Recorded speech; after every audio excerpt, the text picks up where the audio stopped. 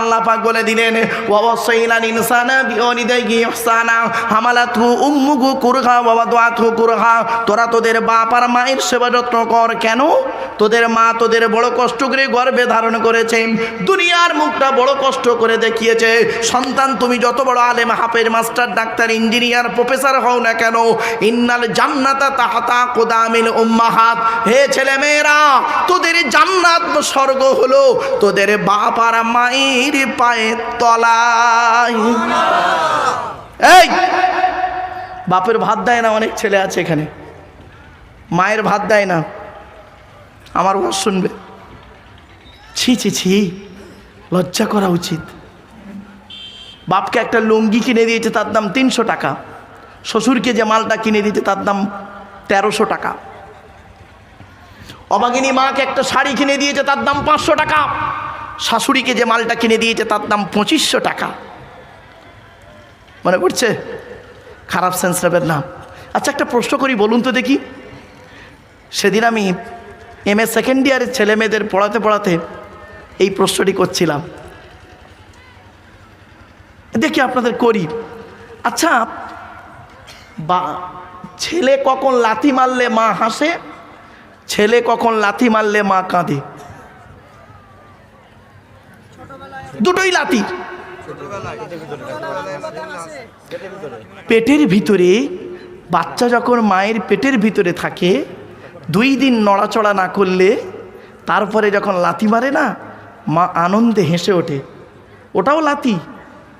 আর ওই ছেলে যখন মায়ের পেট থেকে পৃথিবীর মুখ দেখে, কোনো ব্যক্তির পাল্লায় পড়ে, প্ররোচনায় পড়ে মাকে যখন লাথি মারে, তখন মা ঝরঝর করে কাঁদে। মায়ের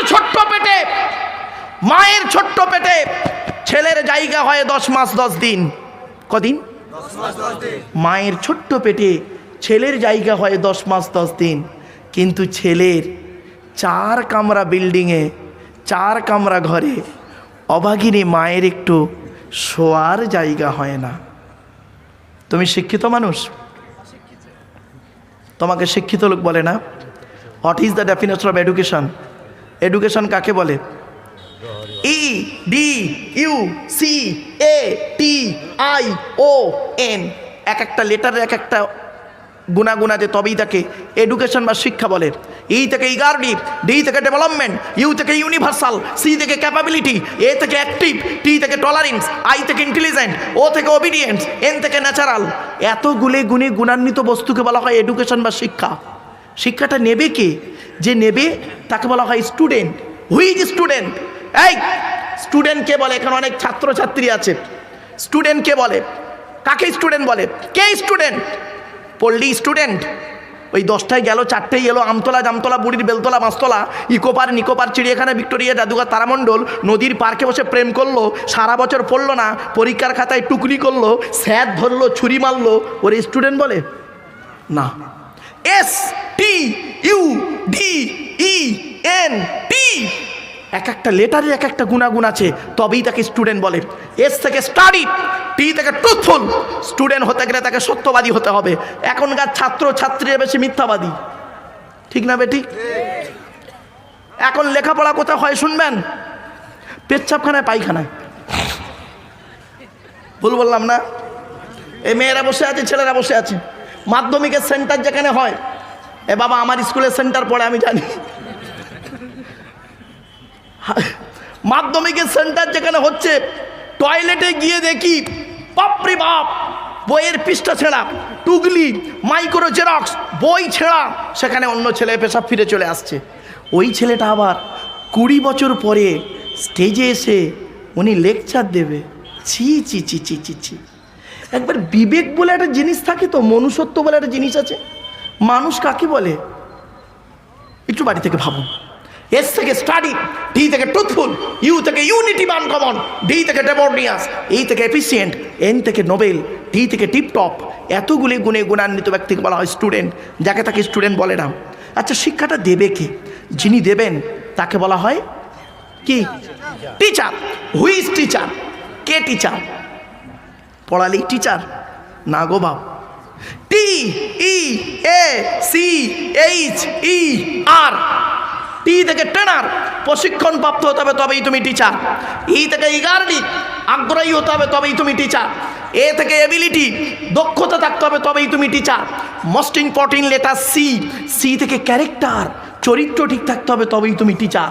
আজ থেকে 30 বছর আগে, এই স্যারেদের জিজ্ঞাসা করুন এই বয়োজ্যেষ্ঠ লোকগুলোকে, আজ থেকে 30 বছর আগে টিচার ছাত্রের সম্পর্ক কি ছিল?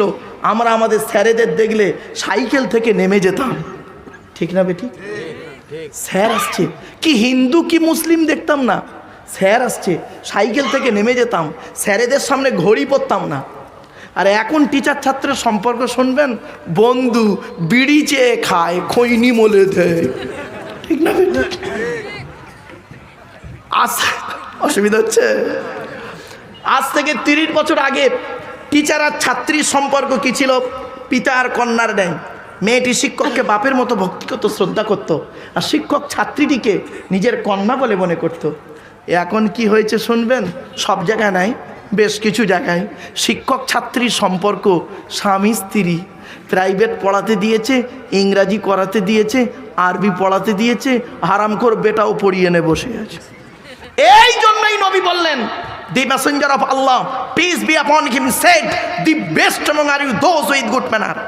রসুল বলেন, তোমাদের মধ্যে উত্তম ব্যক্তি ওই লোকটা যার ক্যারেক্টার, চরিত্র ভালো, ওই লোকটাই হলো উত্তম ব্যক্তি। একজন উকিল, ব্যারিস্টার, মাস্টার, ডাক্তার, মোল্লা, মৌলভী সাহেব, পীর সাহেব, দরবেশ সাহেব, আমির সাহেব, মুফতি সাহেবের যদি চরিত্র খারাপ হয়, আর একজন টোটোওয়ালার, কি টোটো বলেন তো নাকি ভাই আপনারা, ওই টোটোওয়ালার চরিত্র যদি ভালো হয়, নবী বলেছেন টোটোওয়ালাটাই হলো আল্লাহর কাছে প্রিয় ব্যক্তি।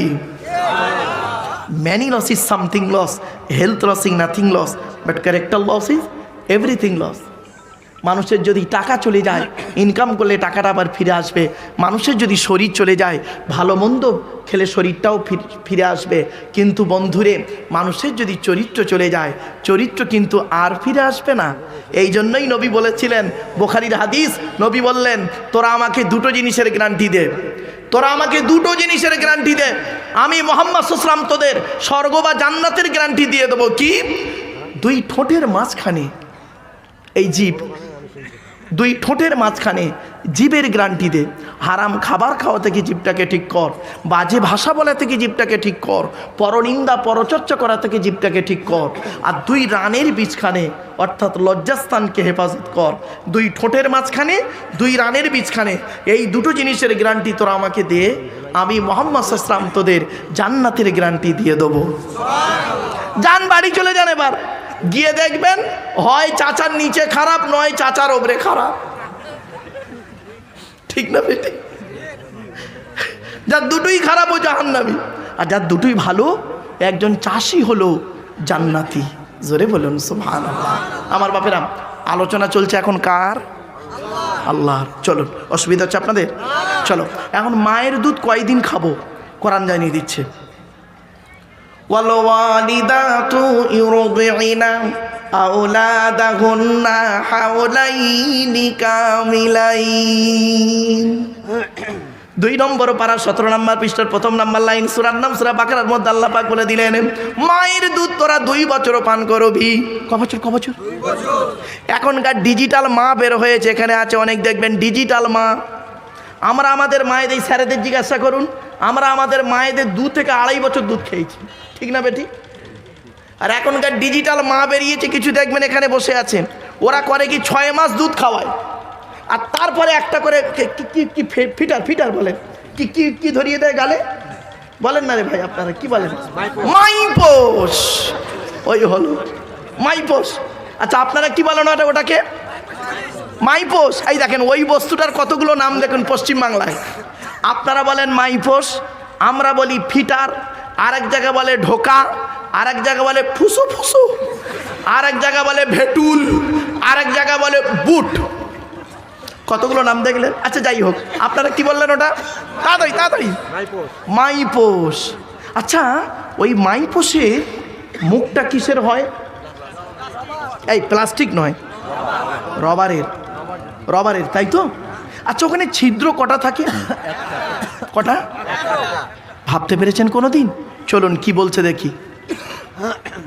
আল্লাহ বলে, আব্দুল্লাহ গিল মারুফ, এই আব্দুল্লাহ গিল মারুফ, তুই যেদিন তোর মায়ের পেট থেকে এলি, সেই দিন আমি আল্লাহ তোর মায়ের স্তনের বোঁটায় যদি একটা ছিদ্র দিতাম, অতিরিক্ত দুধ তোর গালে আসতো, দম ফেটে মারা যেতি।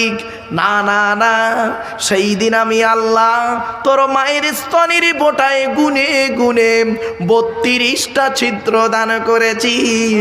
আস্তে আস্তে দুধটা খাবি, বড় হয়ে আমি আল্লাহ আমাকে আল্লাহ আল্লাহ বলে ডাকবি।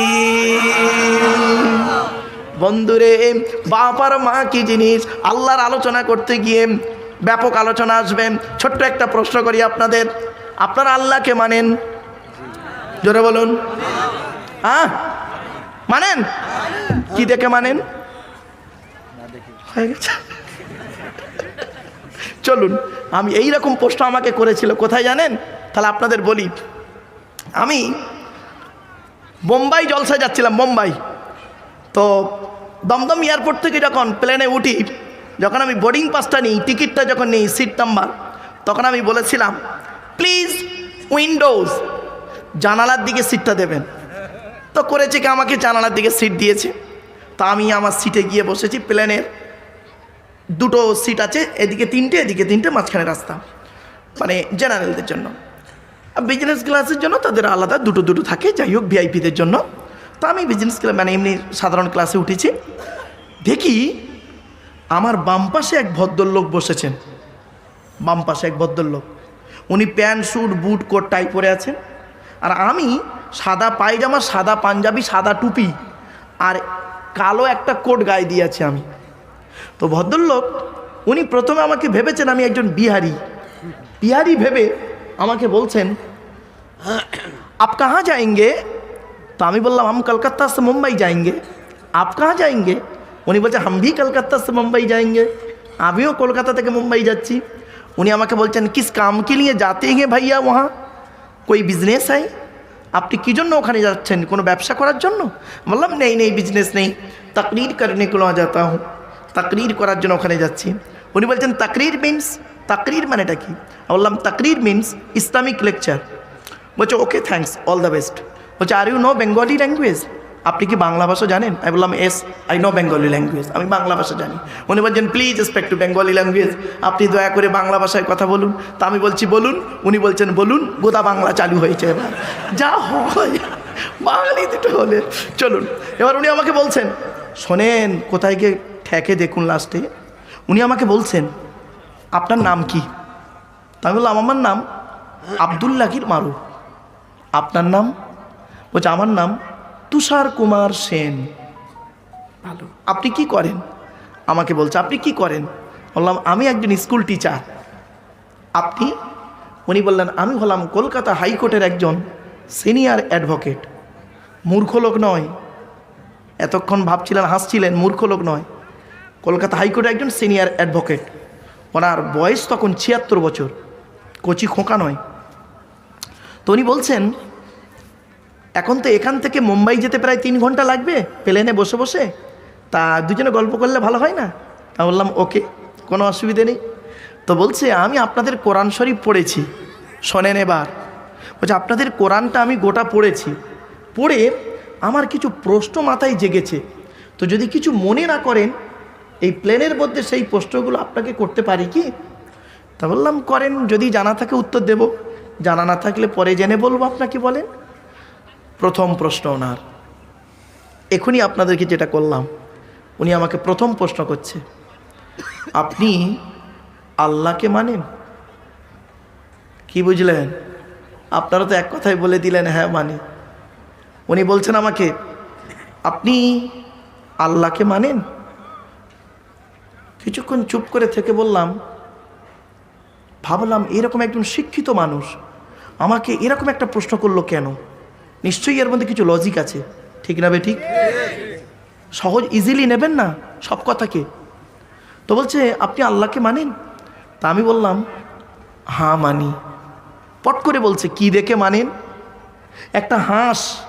একটা হাঁস পুকুরে ডুব মারলে কিছুক্ষণ পরে গেঁড়ি বা শামুক পায়। একজন মুসলমান মসজিদে নামাজ পড়তে গিয়ে ডিগবাজি খেয়ে কি পায়? আরে আমাকে বলছে ও প্রশ্ন করতে পারে, আপনি রেগে গেলে হবে না, ঠিক না বে ঠিক? ওর প্রশ্ন করতে পারে, আপনার দায়িত্ব হলো সুন্দর করে বুঝিয়ে দেওয়া। তখন আমি বললাম, স্যার স্যার আমি আল্লাহকে কি দেখে মানি এটা এই প্লেনের মধ্যে দেখাতে পারবো না, বলতে পারবো না। প্লেন থেকে নামি এয়ারপোর্টের ভিতরে আমি আপনাকে উত্তরটা দেব। নেক্সট কোশ্চেন, পরের প্রশ্ন, দ্বিতীয় প্রশ্ন করছে, এটা মাথায় রাখুন। দ্বিতীয় প্রশ্ন করছে, ইসলাম ভালো কাজে বাধা দেয়? জোরে বলুন। খুব সহজ ভাষায় বলে ফেললেন উত্তরটা, কিন্তু আমাকে প্রশ্ন করছেন এইভাবেই। আমাকে বলছেন কি জানেন? দ্বিতীয় প্রশ্ন আপনাকে, কি ইসলাম ভালো কাজে বাধা দেয়? তো আমি কিছুক্ষণ পরে আপনাদের মতো উত্তর আমি দিইনি। আমি উত্তরটা কি দিয়েছিলাম এবার শোনো। আমি বলছি, সব ভালো কাজে ইসলাম অনুমতি দেয় না। কিছু বুঝতে পারলেন কথাটা? কাজটা ভালো দেখতে মনে হচ্ছে ভালো, কিন্তু ইসলাম বলছে ওটা করো না। আমি তখন অনেকে উত্তর দিই, আমি তো আপনাদের মতো হ্যাঁ আর না বললেই তো হয়ে যেত, ঠিক কি না? তখন আমি বলছি, সব ভালো কাজে ইসলাম অনুমতি দেয় না বলি। তখন আমি বলছি, আপনি ইন্দিরা গান্ধীর কথাটা বলবেন তো? ওইটা আপনি জানেন? চমকে উঠেছে। আমি বললাম, জানি স্যার। এবার শুনুন, আপনাদের বলি। ভারতের প্রাক্তন প্রধানমন্ত্রী শ্রীমতী ইন্দিরা গান্ধী, উনি সৌদি আরব গিয়েছিলেন। তখন রাজীব গান্ধী বাইরে পড়াশোনা করে। সৌদি আরব গিয়ে ইন্দিরা গান্ধীর মনে একটা শখ জেগেছিল, মুসলমানদের কাবা ঘরের ভিতরে একবার ঢুকবে। কিছু বুঝতে পারছেন? মুসলমানদের কাবা ঘরের ভিতরে একবার পরিদর্শন করবেন। তো উনি বললেন যে আমি আপনাদের এই কাবা ঘরের ভেতরে একটু ঢুকতে চাই, যেতে পারি কি? তখন ওখানে যারা মন্ত্রীরা ছিলেন তারা বললেন, ম্যাডাম একটু দাঁড়ান, আমরা একটু মিটিং করে নিই। যেহেতু কোরআনে একটা নিষেধ আছে, পবিত্র কোরআন 10 নম্বর পারা 10 নম্বর পেজা 2 নম্বর লাইন, সূরার নাম সূরা তাওবা, ইয়া আইয়ুহাল্লাযীনা আমানু ইন্নামাল মুশরিকুনা নাজাসুন ফালা ইয়াকরাবুল মাসজিদাল হারাম বাদা আমিকুম হাযা। তো আলোচনা করে বলল, মন্ত্রী এসে বলল, সরি ম্যাডাম পারলাম না, আপনি বাইরটা দেখে নিন, ভিতরে ঢোকার অনুমতি নেই ম্যাডাম, সরি। বললো ঠিক আছে, অসুবিধে নেই। উনি এবার আমাকে প্রশ্ন করছে, এবার শুনুন কোথায় ঘাটা মারছে। উনি আমাকে বলছেন যে ইন্দিরা গান্ধী ভারতের প্রধানমন্ত্রী, তিনি যদি কাবা ঘরের ভিতরে ঢুকতেন বা তাকে ঢুকতে দেওয়ার অনুমতি দেওয়া হতো, উনি তো পায়খানা ফিরে চলে আসতেন না, উনি তো কাবা ঘরের ভিতর থেকে বের হয়ে ইসলামও গ্রহণ করতে পারতেন, তো বা নাও পারতেন। এই একটা ভালো কাজে ইসলাম বাধা দিল কিভাবে? এটা কি আপনার মতের বাইরে না ভিতরে? কাবা ঘরের ভিতরে ইন্দিরা গান্ধীকে ঢুকতে দেওয়া হয়নি, এটা আপনার মতের ভিতরে না বাইরে? তা আমি তখন বলছি মতের ভিতরে, ঠিকই আছে। উনি বলছে আপনার কি যুক্তি আছে? কি যুক্তি আছে আপনার? উনি রেগে যাচ্ছেন এবার, আপনার কি যুক্তি আছে? তখন আমি ওনাকে একটা কথা বলেছিলাম, উত্তরটা দিয়েছিলাম, আপনাদের দিচ্ছি, শুনে নিন। আমি বললাম, স্যার আপনার বাড়ি কোথায়? বলছে আমার বাড়ি পাকসার কাছ। বললাম তাহলে আপনি একজন ভারতীয়? বলছে হ্যাঁ। এই মুহূর্তে যদি আপনি আমেরিকায় যেতে চান কি লাগবে? পাসপোর্ট, তারপরে ভিসা। শুধু পাসপোর্ট হলে হবে না, ভিসাও লাগবে। আর পাসপোর্ট পাবেন, ভিসা পাবেন না পাসপোর্ট ছাড়া। তাহলে পাসপোর্ট আর ভিসা দুটো অতপ্রতভাবে জড়িত, এটা না হলে ওটা হবে না, ওটা না হলে এটা হবে না, দুটোই লাগবে। বলছে হ্যাঁ। কাবা ঘরের একটা নির্দিষ্ট একটা রুলস আছে। কাবা ঘর বলছে আমার ভেতরে ঢুকতে গেলে প্রথমে পাসপোর্ট লাগবে, তারপরে ভিসা করতে হবে। উনি বলছেন কেন? সৌদি আরবের পাসপোর্ট ভিসা করলে হবে না? আমি বললাম না, সৌদি আরবের পাসপোর্ট ভিসা করলে আপনি সৌদি আরব ঘুরতে পারবেন, কিন্তু কাবা ঘরের ভিতরে ঢুকতে পারবেন না। বলছে কাবা ঘরের নিজস্ব আবার পাসপোর্ট ভিসা আছে নাকি? বললাম হ্যাঁ। বলছে কি বলছেন? আমি তো জীবনে শুনিনি। বললাম স্যার শুনে নিন, কাবাঘর বলছে আমার পাসপোর্টের নাম লা ইলাহা ইল্লাল্লাহ পাসপোর্ট আর মুহাম্মাদুর রাসূলুল্লাহ ভিসা। জোরে বলুন। পুরো গালে হাত দিয়ে চুপ। এবার বুঝতে পারছেন? আলোচনা করতে করতে করতে করতে 3 ঘন্টা আলোচনা হয়ে গেছে। উনি ছত্রপতি শিবাজি এয়ারপোর্ট মুম্বাই ছত্রপতি শিবাজি এয়ারপোর্টে উনি নেমেছেন, আমি নেমেছি। তো উনি চলে যাচ্ছেন, আমিও চলে যাচ্ছি। যাবার সময় আমাকে অভিনন্দন জানাচ্ছেন, thank you so much, my God bless you, okay thanks, all the best, ভালো থাকবেন। আমি বললাম সেম টু ইউ। বলার পর আমি বললাম just just 1 minute please come here sir. তো উনি এলেন, আসার পরে আমি বলছি, স্যার আপনি আমাকে প্লেনে প্রথম প্রশ্ন করেছিলেন আল্লাহকে মানি কি দেখে, মনে পড়ছে? বলছি উত্তরটা নেবেন না স্যার? বলছে হ্যাঁ বলুন বলুন বলুন। তখন আমি করেছি কি ভাই, আমার ব্যাগ থেকে 1 টাকার একটা কয়েন বের করেছিলাম। আচ্ছা হুজুর আপনার কাছে 1 টাকা আছে? 1 টাকা আছে? 1 টাকা আছে? বাড়িতে গিয়ে ভাববেন, এই মা বোনেরা জীবনে অনেক ওয়াজ শুনেছেন, বাবাজি যুবক ভাইরা বাড়ি থেকে চিন্তা করবেন। তখন আমি একটা 1 টাকার কয়েন নিয়েছি। আচ্ছা এই দেখ 1 টাকার একটা কয়েন নিয়ে 1 টাকার একটা কয়েন নিয়ে ওনাকে বলছে, শুনে নিন স্যার এটি একটি 1 টাকার কয়েন। তো বলছে হ্যাঁ প্রবলেম কি, 1 টাকার কয়েনের সঙ্গে আল্লাহ মানার কি যুক্তি? বললাম স্যার নো প্রবলেম। বললাম স্যার 1 টাকার কয়েনটা যে ডাইস থেকে বের হয়েছে ওই ডাইস থেকে 2 টাকার কয়েন বেরোবে? বলছি it is very impossible matter, অসম্ভব ব্যাপার, বাচ্চাদের মতো কথা হলো। আমি বললাম স্যার আমার নেচারটা হলো তাই, দিনের বেলা ছেলে মেয়ে পড়াই, রাতের বেলা আব্বা মা পড়াই। বলছি কী বললেন বুঝতে পারলাম না। ঠিক বুঝতে পারেনি না, বাড়ি থেকে বুঝতে পারবেন। দিনের বেলা ছেলে মেয়ে পড়াই, রাতের বেলা আব্বা মা পড়াই। তো বলছে আপনি ভারী মজার লোক তো। বলছে আমি বললাম স্যার এই 1 টাকার কয়েনটা যে ডাইস থেকে বের হয়েছে ওই ডাইস থেকে 2 টাকার কয়েন বেরোবে না। বলছে হ্যাঁ। বললাম 1 টাকার কয়েনের ডাইসটা তৈরি করেছেন কে? তা বলছে বৈজ্ঞানিক। বললাম স্যার আমিও বিশ্বাস করি বৈজ্ঞানিক। উনি আবার বলছে না আমি এটাও বিশ্বাস করি ঈশ্বর বা ভগবান তার মাথায় বুদ্ধি দিয়েছে, ও এটা মাথা মেরে তৈরি করেছে। বুঝলাম লাইনটা ঠিকই আছে, একটু বেঁকিয়ে দিলেই ঠিক হয়ে যাবে, বুঝতে পারছেন না? বলছে আচ্ছা আপনি 1 টাকার কয়েনের মধ্যে আল্লাহ মানার কি যুক্তি? বলো শুনুন আমার সৃষ্টিকর্তা বলছে, এ পৃথিবীর মানব জাতি, সামান্য 1 টাকার কয়েনের ডাইস থেকে 2 টাকার কয়েন বের করার ক্ষমতা তোর নেই, তোর বাবারও নেই। আমি আল্লাহ কত বড় বৈজ্ঞানিক, চিন্তা করে দেখ, তোর একটা মা আর একটা বাপ থেকে তোরা 5টা ভাই বোন হলি, 5টা 5 রকম দেখতে।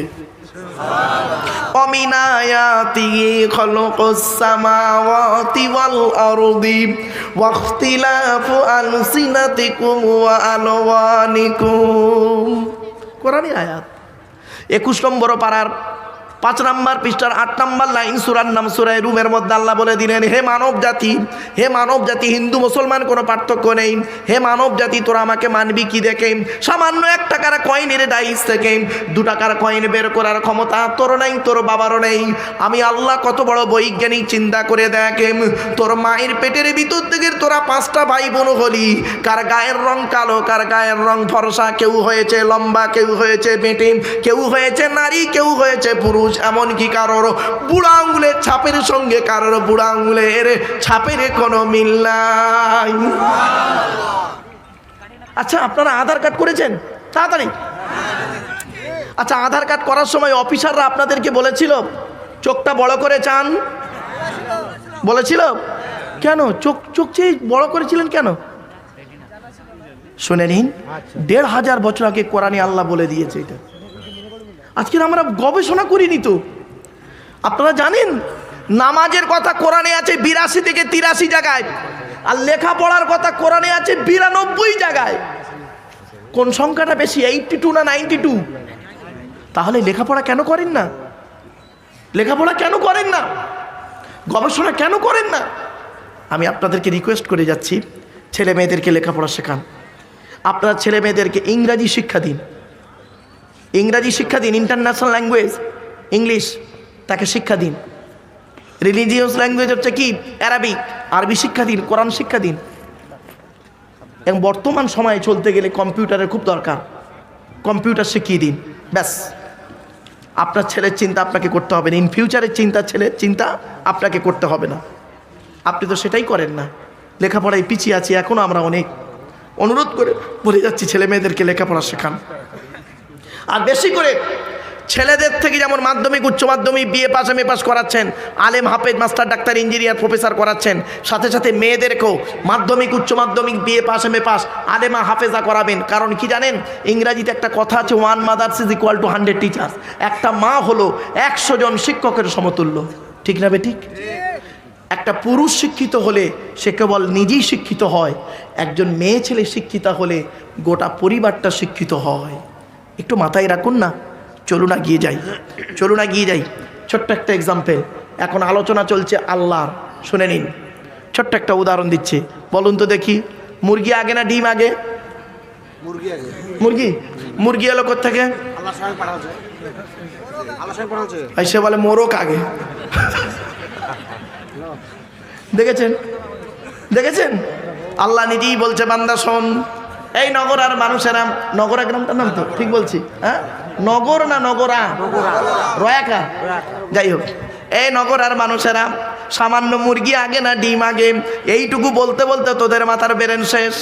কেউ বলে মুরগি আগে, যদি বলে মুরগি এলো কোত্থেকে, বলে ডিম থেকে, বলে ডিম আগে, বলে ডিম এলো কোত্থেকে, বলে মুরগির পেট থেকে। আল্লাহ বলে সামান্য মুরগি আগে না ডিম আগে, এইটুকু বলতে বলতে তোদের মাথার বেরেন শেষ।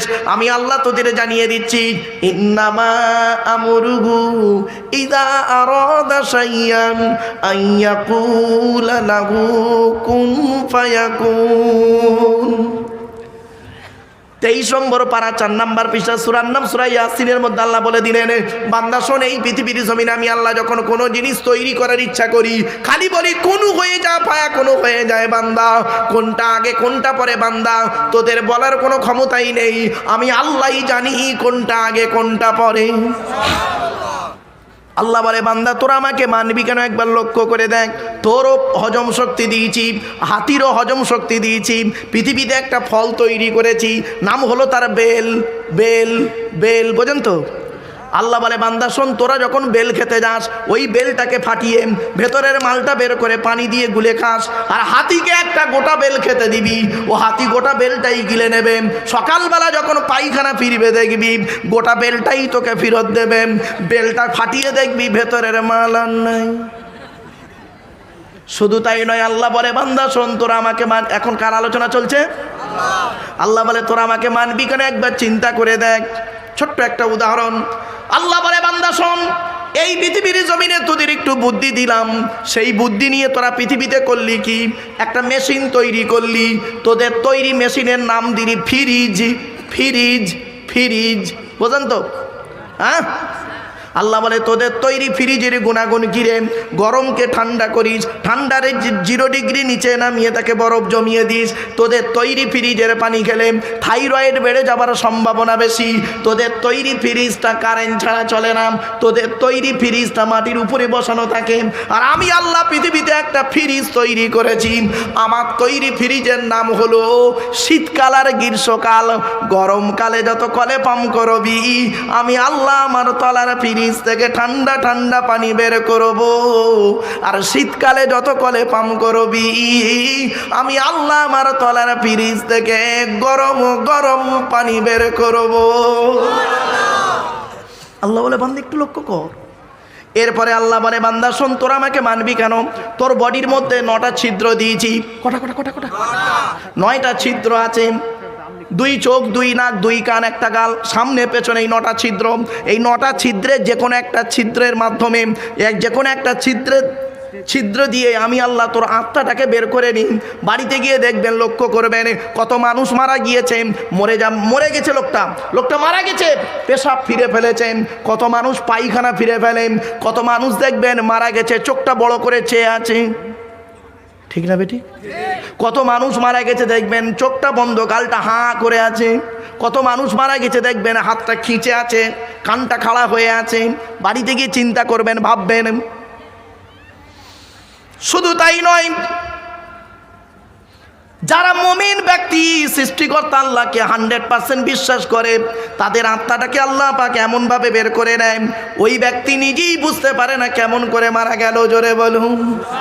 এই জন্য অনুরোধ করে বলে যাচ্ছি, একটু মাথায় রাখুন কথাটি।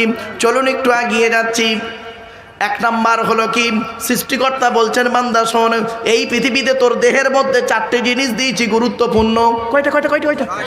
4টে গুরুত্বপূর্ণ অর্গান আছে আমাদের দেহের মধ্যে। 4টে অর্গান খুব গুরুত্বপূর্ণ। আপনাদেরকে আমি করজোড়ে বলছি, এই 4টে অর্গান আপনারা ঠিক রাখবেন। 4টের মধ্যে একটা খারাপ হয়ে গেলে মারা যাবে তাড়াতাড়ি। অসুবিধা হচ্ছে না? আর একটু হবে না, বন্ধ করে দেবো? হবে? এখন তো মেন জায়গায় যাইনি, দাঁড়ান, একটু একটু ধৈর্যের পরিচয় দিন। অসুবিধা হচ্ছে? চলুন। চারটে কটা অর্গান? মানব দেহের মধ্যে চারটে অর্গান খুব গুরুত্বপূর্ণ, শুনে নিন। 1 নাম্বার আল্লাহ বলছেন তোর ব্রেন। কি কি কি? ব্রেন। ব্রেনটা যাতে স্ট্রোক না হয়, ব্রেন স্ট্রোক যাতে না হয় সেদিকে লক্ষ্য রাখিস, ব্রেনটাকে ঠিক রাখবি। এই মা বোনেরা ভালো করে শুনে নিন, উল্টো পাল্টা চিন্তা করতে যাবেন না। 2 নাম্বার হলো হার্ট। কি? হার্ট। 3 নাম্বার হলো লিভার। কি? লিভার। আল্লাহ জানেন আমার বান্দা অতিরিক্ত খাবার খাওয়ার ফলে ওর ফ্যাটি লিভার হবে, লিভারে চর্বি জমে যাবে। বেশিরভাগ লোকের ফ্যাটি লিভার, লিভারে চর্বি জমে গেছে। কেন? শুনে নিন, মেডিকেল সায়েন্স বলছে লিভারে চর্বি জমার একটা কারণ, কয়েকটা কারণ, তার মধ্যে 2টো কারণ বলছি। 1 নাম্বার তৈলাক্ত খাবার বেশি খেলে, অর্থাৎ তেল জাতীয় খাবার যারা বেশি খায় তাদের লিভারে চর্বি জমার সম্ভাবনা বেশি। আর 2 নাম্বার হলো রেড মিট, লাল মাংস খেলে লিভারে চর্বি জমার সম্ভাবনা বেশি। এই জন্য ডাক্তাররা নিষেধ করেন যে লাল মাংস কম খাবেন আর তেল জাতীয় জিনিস কম খাবেন, তাহলে লিভারটা ভালো থাকবে। আমার সৃষ্টিকর্তা আল্লাহ জানেন বান্দা অতিরিক্ত খাবে ও লিভারে চর্বি জমাবে, তো লিভারের চর্বি যাতে কমানো যায় সেজন্য একটা খাবার বিকল্প তৈরি করে পাঠিয়েছে। বলতে পারেন লিভারের খাবারটা কি? পেঁপে। কি বললাম? পেঁপে। পেঁপে হলো লিভারের সবথেকে দামি খাবার, অনুরোধ করে বলে গেলাম। 4 নাম্বারটা কি জানেন? কিডনি। কি বললাম? কিডনি। কিডনি। মহানবী সাল্লাল্লাহু আলাইহি সাল্লাম তিনি বলেছেন পৃথিবীতে তোমার কিডনিকে ঠিক রাখার জন্য তুমি পর্যাপ্ত পরিমাণ পানি পান করবে। মেডিকেল সায়েন্স বলছে একজন মানুষের সারাদিনে 4 থেকে 6 লিটার পানি পান করতে হবে। আপনি ক লিটার পানি পান করেন? সারাদিনে 3 গ্লাস পানি পান করেন। সকালে 1 গ্লাস, দুপুরে 1 গ্লাস, রাতে 1 গ্লাস, বাকি 4 তেরেঙ্গা খৈনি গুটকা খেয়ে টাইম কাটায়। ঠিক না বে ঠিক? এই মা বোনেরা এটা মাথায় রাখবেন, পানি বেশি করে খাবেন, পান করবেন। চলুন এবার আল্লাহ বলছে বান্দা শোন, তোর দেহের মধ্যে 3টে জিনিস আলাদা। কটা? 3টে, কারো এক নেই, আলাদা। আমি একজন পুরুষ, ইনি একজন পুরুষ, উনি একজন পুরুষ, ইনি একজন পুরুষ। ওনার যা যা আছে আমার তাই তাই আছে, এনার যা যা আছে আমার তাই তাই আছে, কিন্তু 3টে জিনিস আলাদা। কটা? 3টে। কি কি? আপনাদেরও তাই, একার নয়, আপনাদেরও। 1 নাম্বার হলো ব্লাড গ্রুপ আলাদা। কি বললাম? কোরআনে আছে সব। এই জন্য আপনাদেরকে বলি হিন্দু মুসলিম কোনোদিন মারামারি করতে যাবেন না। কিসের হিন্দু কিসের মুসলিম মারামারি করেন?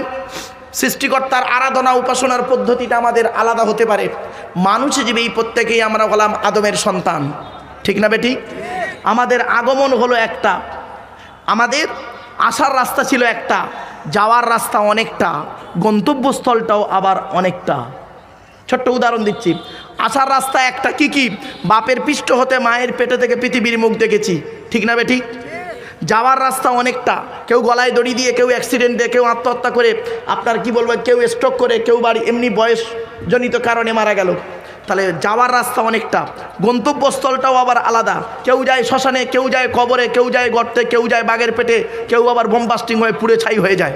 ব্যাস। সৃষ্টিকর্তা বলছেন এই পৃথিবীর মানুষ একবার লক্ষ্য কর, 1 নাম্বার ব্লাড গ্রুপ আলাদা। এজন্য আপনাদেরকে বলে যাচ্ছি, এখানে অনেক মানুষ বসে আছে নারী পুরুষ, ও নিজের ব্লাড গ্রুপ নিজে জানে না। ঠিক না বেটি? অনেকে নিজের ব্লাড গ্রুপ কি ও নিজেই জানে না। মনে রাখবেন, কিসের হিন্দু কিসের মুসলিম, হিন্দু মুসলিম কাঁধে কাঁধ মিলিয়ে চলবেন। শুনে রাখুন, হিন্দুদের রক্তের ভিতরে মুসলমানদের রক্ত আছে, মুসলমানদের রক্তের ভিতরে হিন্দুদের রক্ত আছে। প্রমাণটা দেব, শুনে নিন। আপনাদের এলাকায় ব্লাড ডোনেশন ক্যাম্প হয়? বলুন। রক্তদান শিবির হয়? ব্লাড যখন নেওয়া হয় তখন বলা হয় নাকি এই ও হিন্দু ওর রক্ত আলাদা কর, ও মুসলিম ওর রক্ত আলাদা কর, বলে নাকি? আরে ব্লাডের মধ্যে কাস্টের কোনো ডিভাইডেড থাকে না, ব্লাডের মধ্যে কালারের কোনো ডিভাইডেড থাকে না, ব্লাডের মধ্যে জেন্ডারের কোনো ডিভাইডেড থাকে না, ব্লাডের মধ্যে গ্রুপের ডিভাইডেড করা হয়। ব্লাডের 4টে গ্রুপ। কটা? ব্লাডের 4টে group, A B, A B R O. A B, A B আর ও, প্রত্যেকটার মাইনাস প্লাস। একটা হিন্দুর রক্তের ভিতরে তিনটি জিনিস পাওয়া যায়, লোহিত কণিকা, শ্বেতকণিকা, অনুচক্রিকা, as a same no difference. একটা মুসলমানের রক্তের ভিতরে তিনটিই পাওয়া যায়। কিসের মারামারি করেন আপনারা? খবরদার নয়। চলুন এগিয়ে যাই, আর একটু এগিয়ে যাচ্ছি। 1 নম্বর কি আলাদা বললাম? যা ভুলে গেছেন, ব্লাড গ্রুপ। 2 নম্বর আলাদা কি কোরআনে আছে? আলাম নাজআল লাহু আইনাইনি। আল্লাহ বলছেন আমি কি তোদের দুটো চোখ তৈরি করি নাই? আপনাদেরকে আমি প্রশ্ন করেছিলাম, আধার কার্ড করতে গিয়ে অফিসাররা আপনাদের বলেছিল চোখটাকে বড় করে চান, বলেছিল না? কেন বলেছিল? এই আয়াতকে নিয়ে গবেষণা করলো সারা বিশ্বের বৈজ্ঞানিকরা। কোরআনে কেন বলা হলো, চোখের কথা কেন বলা হলো? বৈজ্ঞানিকরা গবেষণা করে দেখছে পৃথিবীতে যত মানুষ জন্মগ্রহণ করেছেন, করছেন, করবেন, কারো চোখের রেটিনার সঙ্গে কারো চোখের রেটিনার মিল নেই। প্রত্যেকের চোখের রেটিনা আলাদা। জোরে বলুন সুবহানাল্লাহ। শুনে নিন, খুনিকে আইডেন্টিফাই করা হয় এই চোখের রেটিনা দিয়ে। জানেন, আমি একটা ইন্টারভিউতে দেখেছিলাম দিল্লিতে, তো আমাকে প্রশ্ন করা হয়েছিল যে আপনি খুনিকে আইডেন্টিফাই করবেন কিভাবে? একটা লোক যে খুন করেছে তাকে ধরবেন কি করে? তা আমি বললাম স্যার ফিঙ্গারপ্রিন্ট। বলছে ধরুন সে খুন করার পরেই 2টো হাত কেটে দিয়েছে বাঁচার জন্য, তারপরে আপনি তাকে আইডেন্টিফাই করবে কীভাবে? তখন আমি কি আল্লাহর শান মুখ থেকে বেরিয়ে পড়লো কি জানি, তখন আমি বলেছিলাম স্যার চোখের রেটিনা দেখে। ব্যাস বললো গুড, মনে রাখবেন এই কোরআনে আছে 1500 বছর আগে করে। এইসব কোরআনের কথা, এসব তো গবেষণা করার কথা। আমাদের মধ্যে এসব তো নেই। আমরা কোরআনকে নিয়ে চিন্তা ভাবনা করি না তো। আমরা কোরআনটাকে ব্যবহার করেছি কি? তেল পড়া, পানি পড়া, ওয়াজ করা, খতম পড়া, তাবিজ মোড়া। ঠিক না বে ঠিক? এইসব কাজেই ব্যবহার করেছি, সবই রয়েছে ওর ভিতরে। চলুন 3 নাম্বার আলাদা হলো কি শুনে নিন, ফিঙ্গারপ্রিন্ট। কি বললাম? এটা কোরআনই আছে, আয়াতটা পড়ি। আয়া সাবলে ইনসানু আল্লান নাজমা ইযামা বালা কাদিরিনা আলা আন নুসাউবিয়া বানানা। 29 নম্বর পারা, সূরার নাম সূরা কিয়ামার 4-5 নম্বর আয়াত আল্লাহ পাক বলছেন, হে মানব জাতি, তোরা কি মনে করেছিস আমরা মরে গেলে পচে গলে হাড় হয়ে যাব? কিয়ামতের মাঠে আল্লাহ রাত তুলতে পারবে না। কোনোদিন ভাববি না এই পৃথিবীতে যেমন তোদের বুড়ো আঙুলের ছাপ যেমন কারোর সঙ্গে কারোর কোনো মিল নেই, কিয়ামতের মাঠে কারোর সঙ্গে কারোর কোনো মিল পাবি না। কোরআনের এই আয়াতকে নিয়ে কে গবেষণা করলো? কোনো মোল্লা মলি সাহেব গবেষণা করেনি। থাইল্যান্ডে চ্যাং ম্যাং ইউনিভার্সিটি অ্যানাটমি বিভাগের প্রফেসর, বিখ্যাত পণ্ডিত বৈজ্ঞানিক, লোকটার নাম হলো তাথাগত জেসান। উনি একজন খ্রিস্টান, হিন্দু নন, মুসলমান নন, উনি একজন খ্রিস্টান। উনি বললেন কোরআনে ভুল আছে। বলে কি ভুল? বলল কোরআনে লেখা আছে বুড়ো আঙুলের ছাপ নাকি কারোর সঙ্গে কারোর কোনো মিল নেই। আমি কোরআনের ভুল বের করে শুনবো। উনি করলেন কি, 1000 মানুষের বুড়ো আঙুলের ছাপ নিলেন, 1 বছর ধরে গবেষণা করে দেখলেন কার সঙ্গে কার মিল আছে। যখন কারোর সঙ্গে কারোর কোনো মিল পেলেন না, ল্যাবরেটরির ভিতরে দাঁড়িয়ে দাঁড়িয়ে ইসলামের কালেমা পড়ে মুসলমান হয়ে গেলেন। ভাবতে পেরেছেন?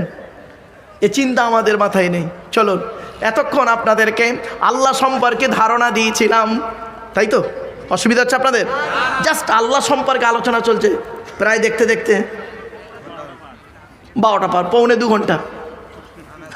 অসুবিধা হচ্ছে আপনাদের? আর একটু হবে?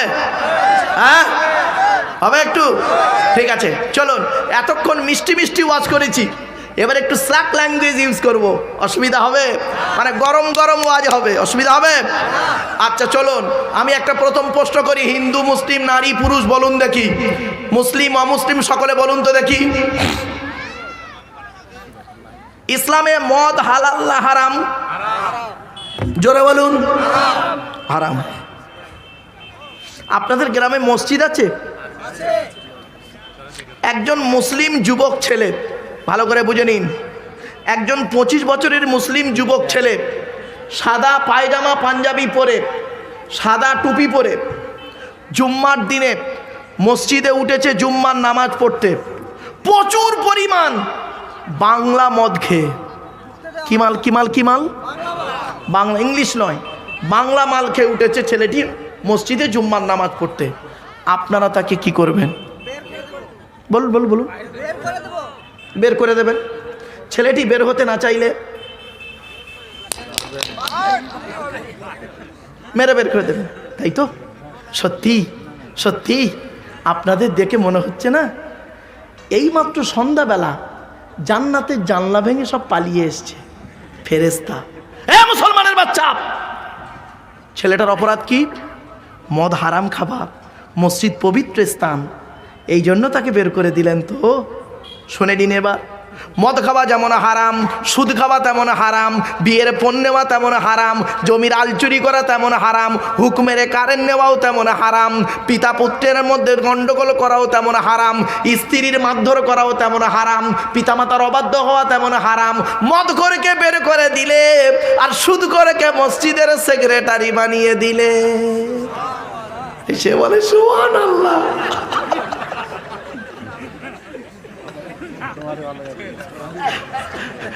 কিছু বুঝতে পারছে?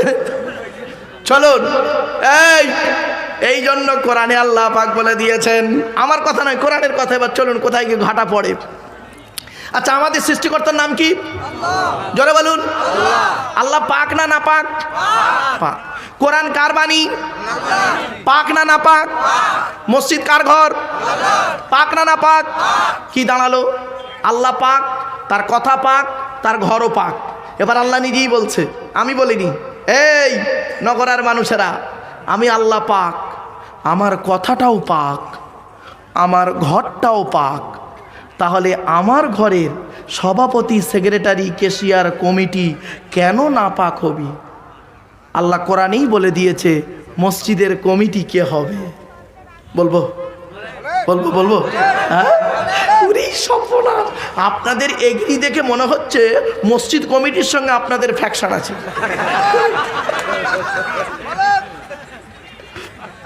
আমার বাপেরা একটু হাসির চলে কেন কথা বলি, মনে রাখবেন, ভাত খাবার মাঝে মাঝে চাটনি খান না? কেন খান?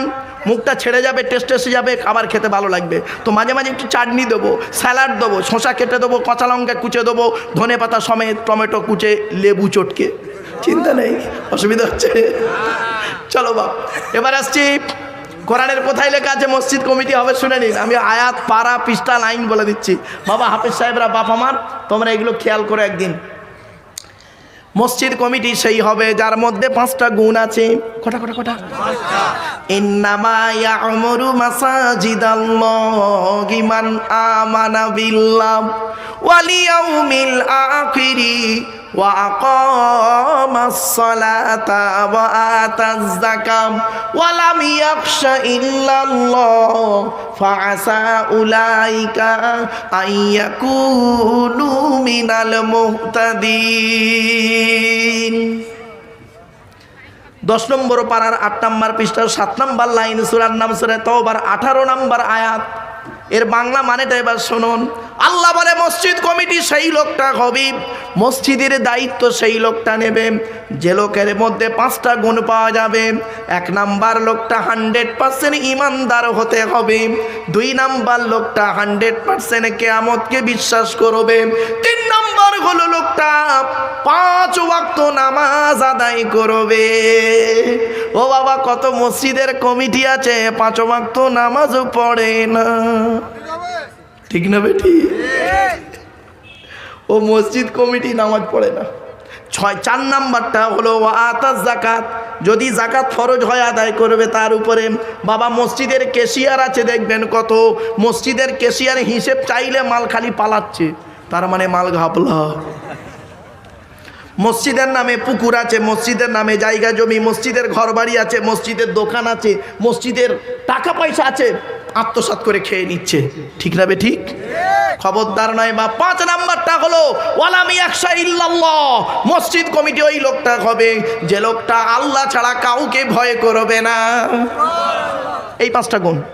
এবার আসছি, মসজিদ কমিটি তৈরি হয়ে গেল, মসজিদে যিনি নামাজ পড়ায় তার নাম কি? জোরে বলুন। এই মসজিদে নামাজ সই করতে গেলে, মসজিদে নামাজ আল্লাহর দরবারে কবুল করাতে গেলে, নগরার মানুষদের বলে যাচ্ছি, শুধু নগরা নয়, মানব মুসলিম জাতিকে বলে গেলাম আজকের আমি, মসজিদে ইমাম সাহেবের মাইনে বেশি করে দেবেন। যে মসজিদে ইমামের মাইনে কম, ওই মসজিদের মুসল্লিদের নামাজ আল্লাহর দরবারে কবুল হওয়া খুব মুশকিল আছে। এ মুসলমানের বাচ্চা এরা করে কি, 1 কোটি টাকা খরচা করে মসজিদ তৈরি করে, আর ইমামের মাইনে দেয় 3000 টাকা। ঠিক না বেঠিক? ছোট্ট একটা উদাহরণ দিচ্ছি, বলুন তো দেখি আপনারা। ছোট্ট একটা উদাহরণ দিচ্ছি, বলুন দেখি। স্বামী স্ত্রী কজন? পিতামাতা কজন? 2 2 কত হলো? 4 জন। ছেলে মেয়ে এই 6 জনের সংসার চলতে গেলে বর্তমান দ্রব্যমূল্যের বাজারে একটা মানুষের 1 মাসে কমসে কম কত টাকা লাগে? খুব কম করে কত বাপ? 10,000। হ্যাঁ, এই মুসলমানের বাচ্চা, তোমার সংসার যদি 10,000 টাকায় না চলে, ইমাম সাহেবের সংসার 5,000 টাকায় চলে কি করে? বিবেককে প্রশ্ন করো। ঠিক বলেছে, বাস্তব কথা বলেছে। ইমাম সাহেব আছে? হ্যাঁ,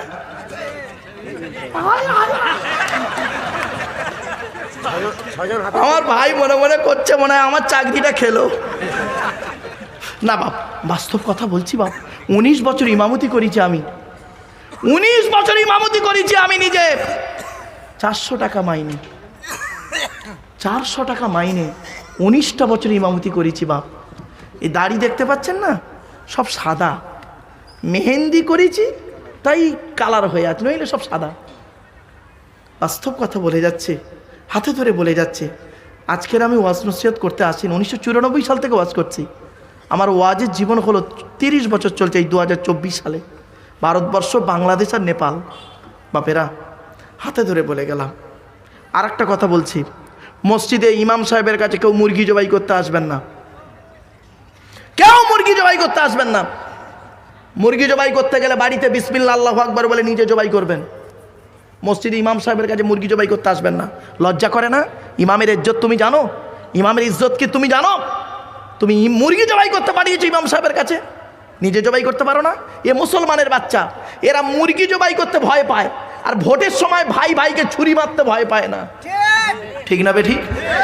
এরা মুরগি জবাই করতে ভয় পায়। অসুবিধা হচ্ছে আপনাদের? আর একটু হবে? আজকের ওয়াজের আদা রসুন বেটে দেবো।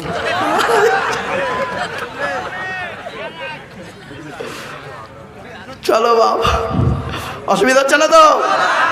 আচ্ছা গেল মসজিদ, এখন মসজিদে আছি জলসা। আমার জলসা এখন কোথায় আছে? মসজিদে। কমিটি হয়ে গেছে, ইমাম হয়ে গেছে। এবারে যে আজান দেয় ওটার কি বলে? এই পশ্চিম বাংলায় বেশিরভাগ মুয়াজ্জিনের আজান শুদ্ধ নেই, সহি নেই। জিজ্ঞেস করুন, বেশিরভাগ মসজিদের মুয়াজ্জিন আজান শুদ্ধ নেই। আজান দিচ্ছে আল্লাহু আকবার, আল্লাহু আকবার, আবার একামত দিচ্ছে হেইয়া আলাস সালা, হেইয়া আলাস সালা, হেইয়া আলাল ফালা, হেইয়া আলাল ফালা।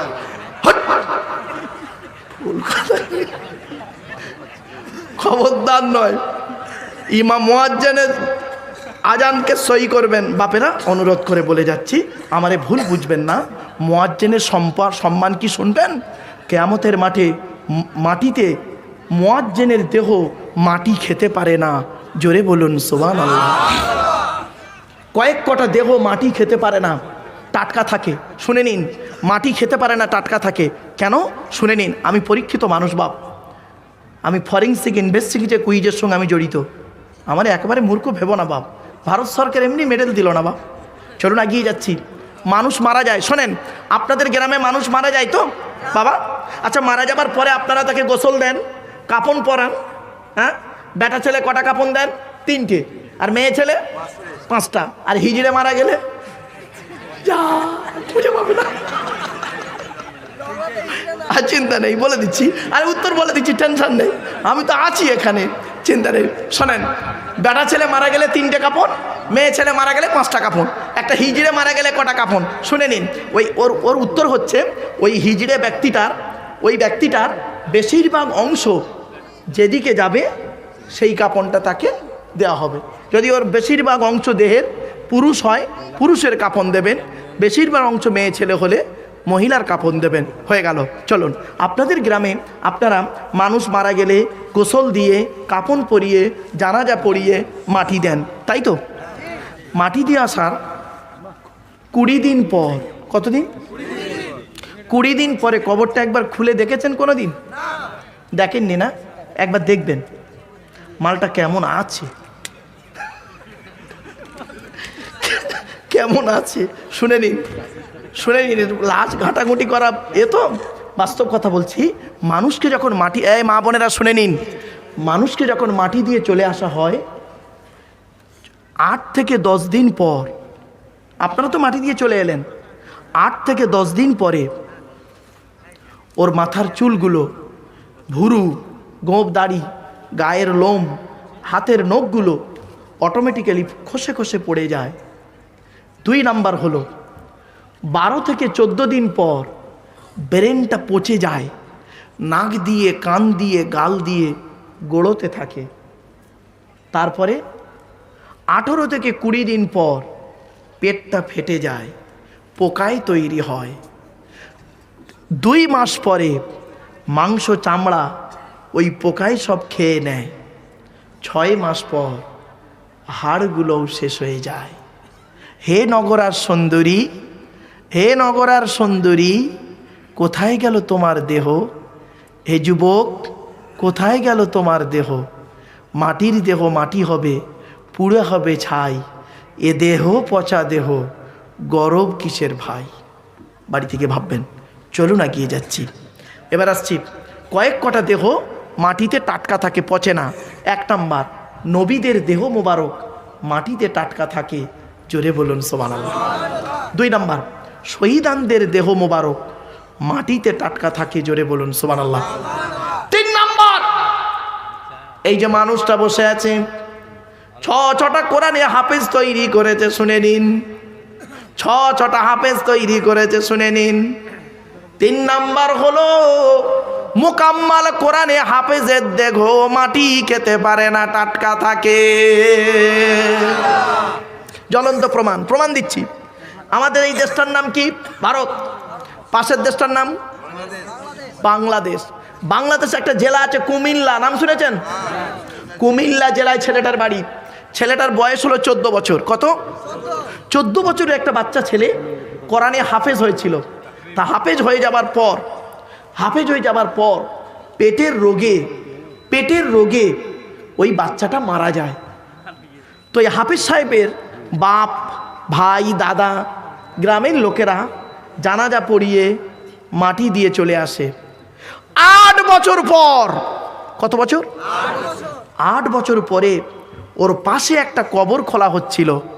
খুলতে ওই হাফেজ সাহেবের কবরটা ভেঙে যায়। দেখছে হাফেজ সাহেবের যে কাফনটা একদম টাটকা রয়েছে, পচেনি। তখন যারা কবর খুলছিল ওরা ছুটে গিয়ে ইমাম সাহেবকে ডেকে এনেছে। ইমাম সাহেব ফোন করে 4-5 জন আলেমকে ডেকে এনেছে। এনে কবরে নেমে আর ওই হাফেজ সাহেবের কাফনের মুখটা একটু খুলেছে। খুলে দেখছে, ভাবতে পারবেন না বাপ, খুলে দেখছে 8 বছর আগে যেমন মুখে কর্পূর দেওয়া ছিল, সেই কর্পূরটা 8 বছর পরে আজও টাটকা আছে। কি বুঝলেন? হাফেজের গুরুত্ব কি বুঝতে পারছেন বাপেরা?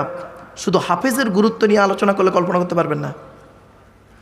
3 নাম্বার হলো কোরআনে হাফেজের দেহ মাটি খেতে পারে না। 4 নাম্বার হলো হাক্কানি আলেমের দেহ মাটি খেতে পারে না। হাক্কানি আলেমের দেহ মাটি খেতে পারে না। 5 নাম্বার হলো মুয়াজ্জিনের দেহ, কত কার এই যাকে বলছিলাম মুয়াজ্জিনের দেহ মাটি খেতে পারে না। 12 বছর যদি কেউ নিঃস্বার্থভাবে আজান দেয় ওই দেহ মাটি খেতে পারে না। 6 নাম্বার হলো হালাল খানেওয়ালা মানুষের দেহ মাটি খেতে পারে না।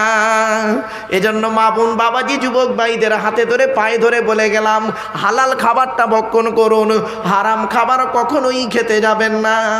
এবারে আসছি, শুনে নিন।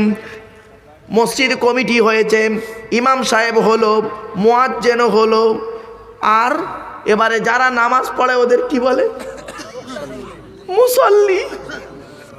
দেবো দেবো একটু।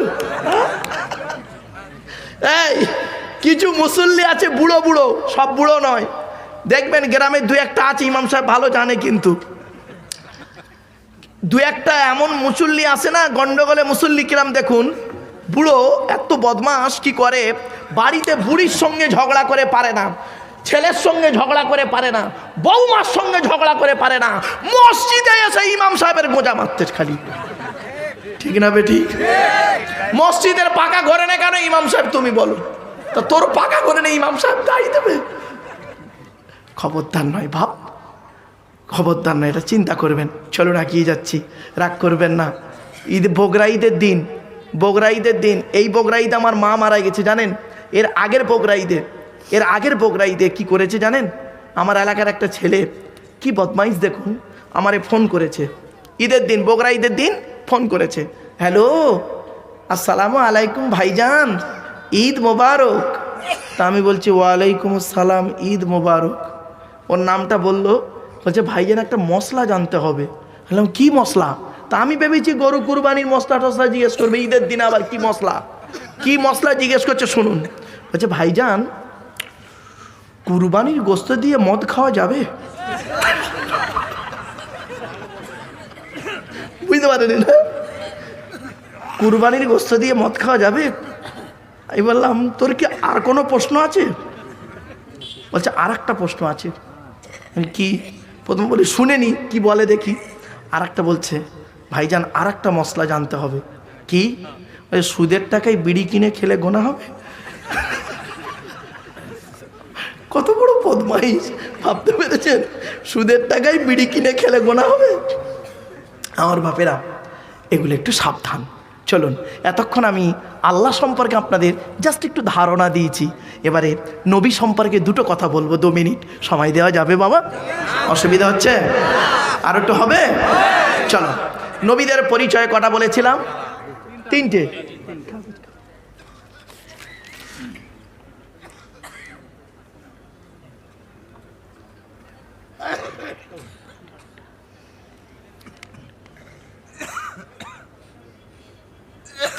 ইনশাল্লাহ বলে দিচ্ছি ভাই, 1 মিনিটে বলে দেবো, চিন্তা নেই।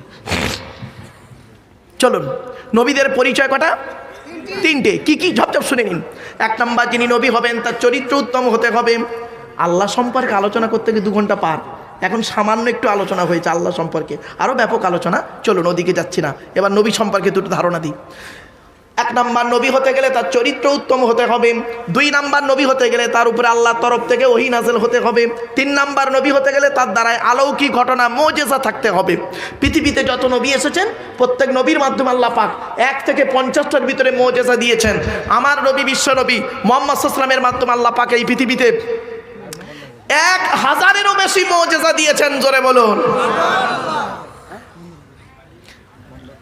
আল্লাহ নবীর উপরে যে মুজিজা দিয়েছিলেন তার সর্বশ্রেষ্ঠ হলো এই কোরআন মাজিদ নাযিল করা। জোরে বলুন সুবহানাল্লাহ। এজন্য এই কোরআন প্রত্যেকের বাড়িতে আমি অনুরোধ করে যাচ্ছি, আমার মা বোনদের বলছি, মায়েরা বোনেরা প্রত্যেকে কোরআন শরীফ শিখে নেবেন। আমার কমিটি যুবক ভাইদেরকে আমি করজোরে বলে যাচ্ছি, বাপেরা অনুরোধ করে হাতে ধরে বলে যাচ্ছি, 6 মাস লাগবে ইমাম সাহেবের কাছে বসে কোরআন শিখে নাও বাপ, কোরআন শিখে নাও। আমি তো ভেবেছিলাম কোরআনে একটা সূরার তাফসীর করব, কিন্তু পরিবেশ আমাকে সাথ দিল না, আজকের পরিবেশ সাথ দিল না।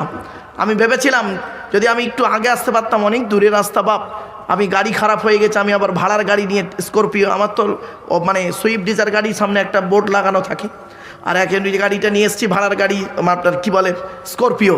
যাই হোক বাপ, অনেক রাস্তা, আমি আবার সে অনেক ঘুরে ঘুরে এসেছি বলে আবার অনেক দেরি হয়ে গেছে।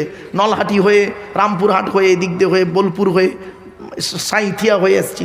যাই হোক বাপ, চলেন। নবীদের পরিচয় হলো 3টি। আমরা যে নবীর উম্মত তার নাম কি? তাড়াতাড়ি তাড়াতাড়ি, হযরত মুহাম্মদ সাল্লাল্লাহু আলাইহি ওয়াসাল্লাম, তাই তো নাকি?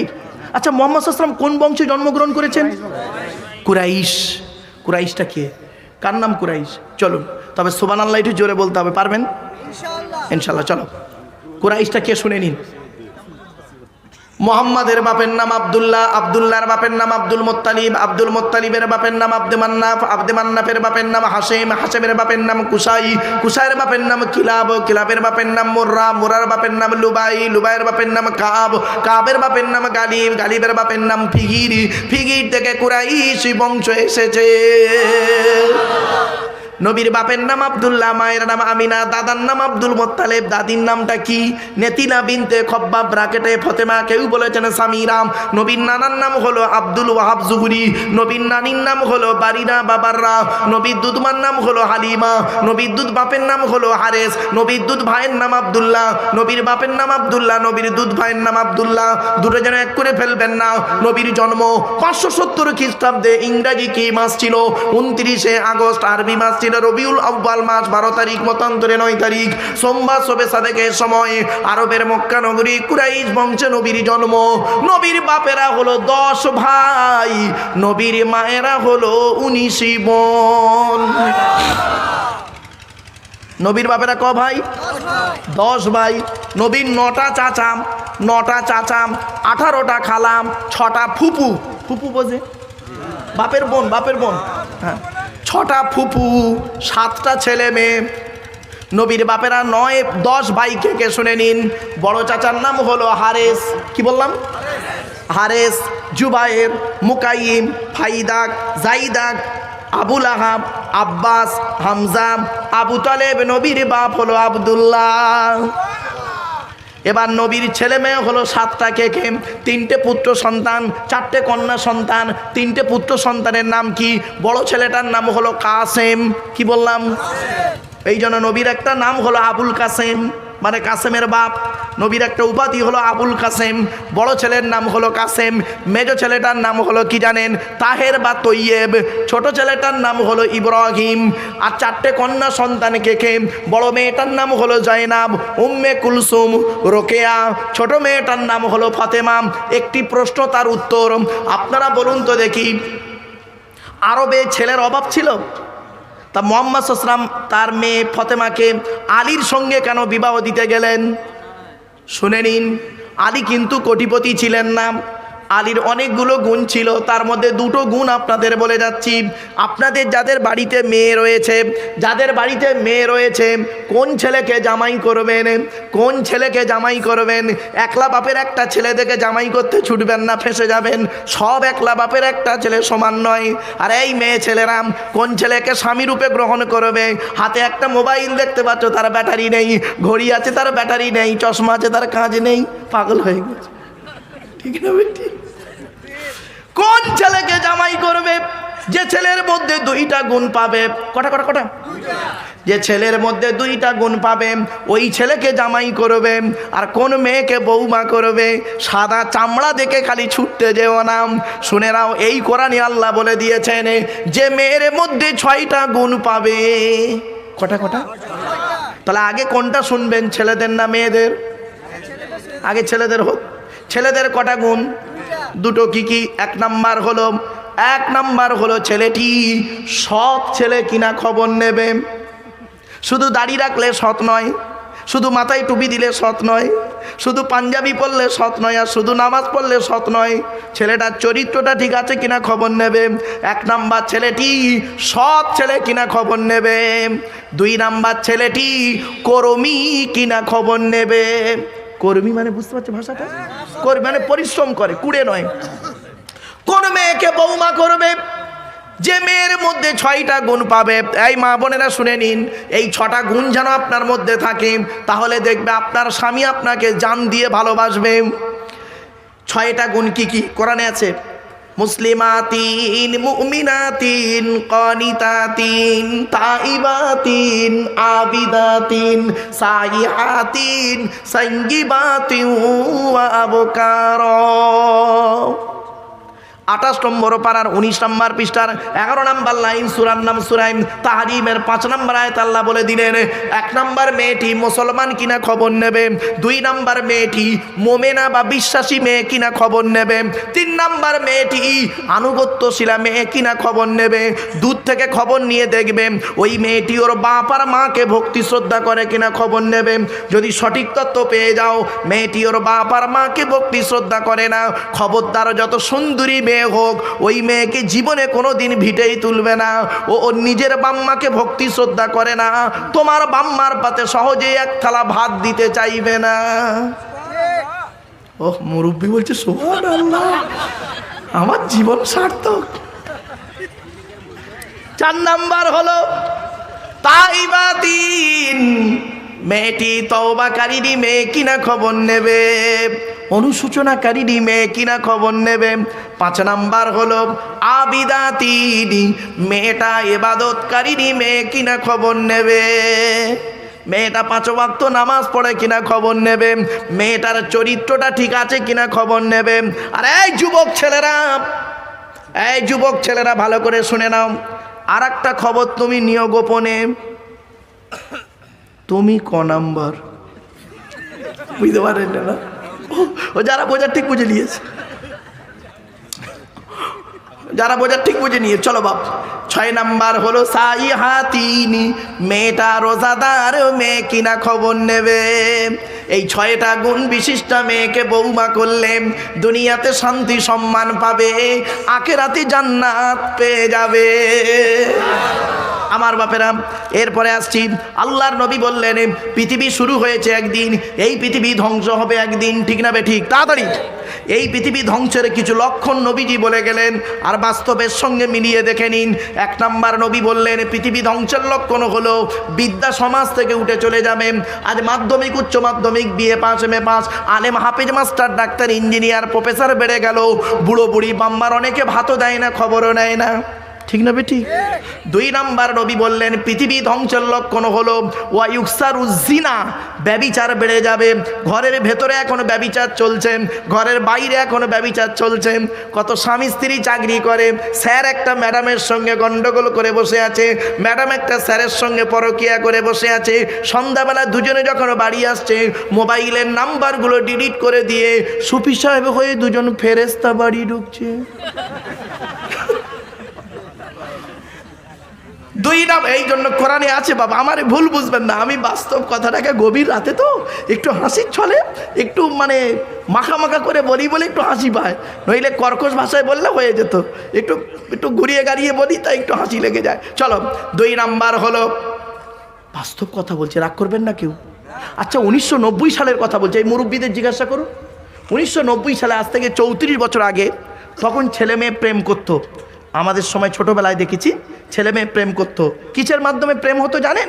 চিঠির মাধ্যমে প্রেম হতো। এখন আর চিঠি নেই, মোবাইলের মাধ্যমে প্রেম হচ্ছে। তখন কিন্তু যুবক ছেলে যুবতী মেয়ে প্রেম করে বাড়ি থেকে পালাতো। অনেক সময় ছেলের বাপ মেনে নিত, অনেক সময় মেয়ের বাপ মেনে নিত, আবার দুজনেই মেনে না নিলে ওরা অন্য জায়গায় থাকতো, আবার বাচ্চা কাচ্চা হলে আবার দুজনে মিলমম্মত হয়ে যা হবার হয়েছে মেনে নিত। তখন যুবক ছেলে যুবতী মেয়ে প্রেম করত। আর এখন কি হয়েছে শুনবেন, যুবক ছেলে যুবতী মেয়ে প্রেম করে কম, 2 ছেলের মা 4 ছেলের বাপের সঙ্গে পালাচ্ছে, ঠিক না বে ঠিক? কি আশ্চর্য, কি আশ্চর্য, হ্যাঁ কি আশ্চর্য। খবরদার নয় মা, অনুরোধ করে বলে যাচ্ছি, কথাটা শুনতে হয়তো কেমন লাগলো, বাস্তব আমি আগেই ক্ষমা চেয়ে নিয়েছি, আমি ক্ষমাটা আগেই চেয়ে নিয়েছি। একটু কথাটা আমার টেরা বেঁকা হবে, অনুরোধ করে বলে যাচ্ছে এই কথা যদি আমি না বলি কিয়ামতের মাঠে আল্লাহ আমার জবানটাকে টেনে ছিঁড়ে নেবে। এরপরে আসছি বাস্তব কথা, নবীজি বললেন পৃথিবী ধ্বংসের লক্ষণ হলো ওয়ায়ুকসারু শুরুবুল খমার, মদ পান বেড়ে যাবে, মানুষ মদ খাবে বেশি। তবে এখন বাংলা মালের বাজার আর ভালো চলছে না, যা চলছে ইংলিশ মাল, হুইস্কি, কিংফিশার, ম্যাকডোনাল্ড, বেলাক, ওয়াইন, রিডমিল, ব্লক, ব্রাইন, এসব মদের নাম বললাম রে বাপ। সেদিন এরকম মদের নাম বলছি, একটা বুড়ো অপর বুড়োকে বলছে দেখছি হুজুর কিরম কোরআনির আয়াত বলছি, লাউ ঠেলা, বেচারা মূর্খ লোক জানে না। বাপেরা আমার আল্লাহ জানিয়ে দিয়েছে এই 3W সারা বিশ্ব ধ্বংস করে। www.com বলিনি বাপ। 1 নাম্বার W হলো ওয়েলথ, ধনসম্পদ, মানুষকে ধ্বংসের পথ দেখায়, সাবধান। 2 নাম্বার W হলো ওয়াইন, WINE, ওয়াইন মানে মদ। 3 নাম্বার W হলো ওম্যান, নারী। মাল, মদ আর মেয়ে, তিনটে খুব খাতারনাক বন্ধু, সাবধানে ব্যবহার করিও। একবার যদি স্লিপ খেয়েছো লাইফটাই বরবাদ। আল্লাহ পাক কোরআনে জানিয়ে দিয়েছেন, বান্দা শোন, এই পৃথিবীতে আমি মদকে হারাম করেছি 4 জায়গায়। কয় জায়গায়? এই কোরআনে রয়েছে 4 জায়গায় মদ হারাম আছে, 4 জায়গায়। হাতে টাইম নেই আর, অন্য আলোচনা করবো একটু, সেই জন্য 4 জায়গায় মদকে হারাম করেছে। আল্লাহ বলে, বান্দা শোন, পৃথিবীর জমিনে যদি তোরা মদ না খাস, আমি আল্লাহ জান্নাতের ভিতরে তোদের জন্য 4টে নদী রেখেছি। কয়টা নদী? 4টে নদী।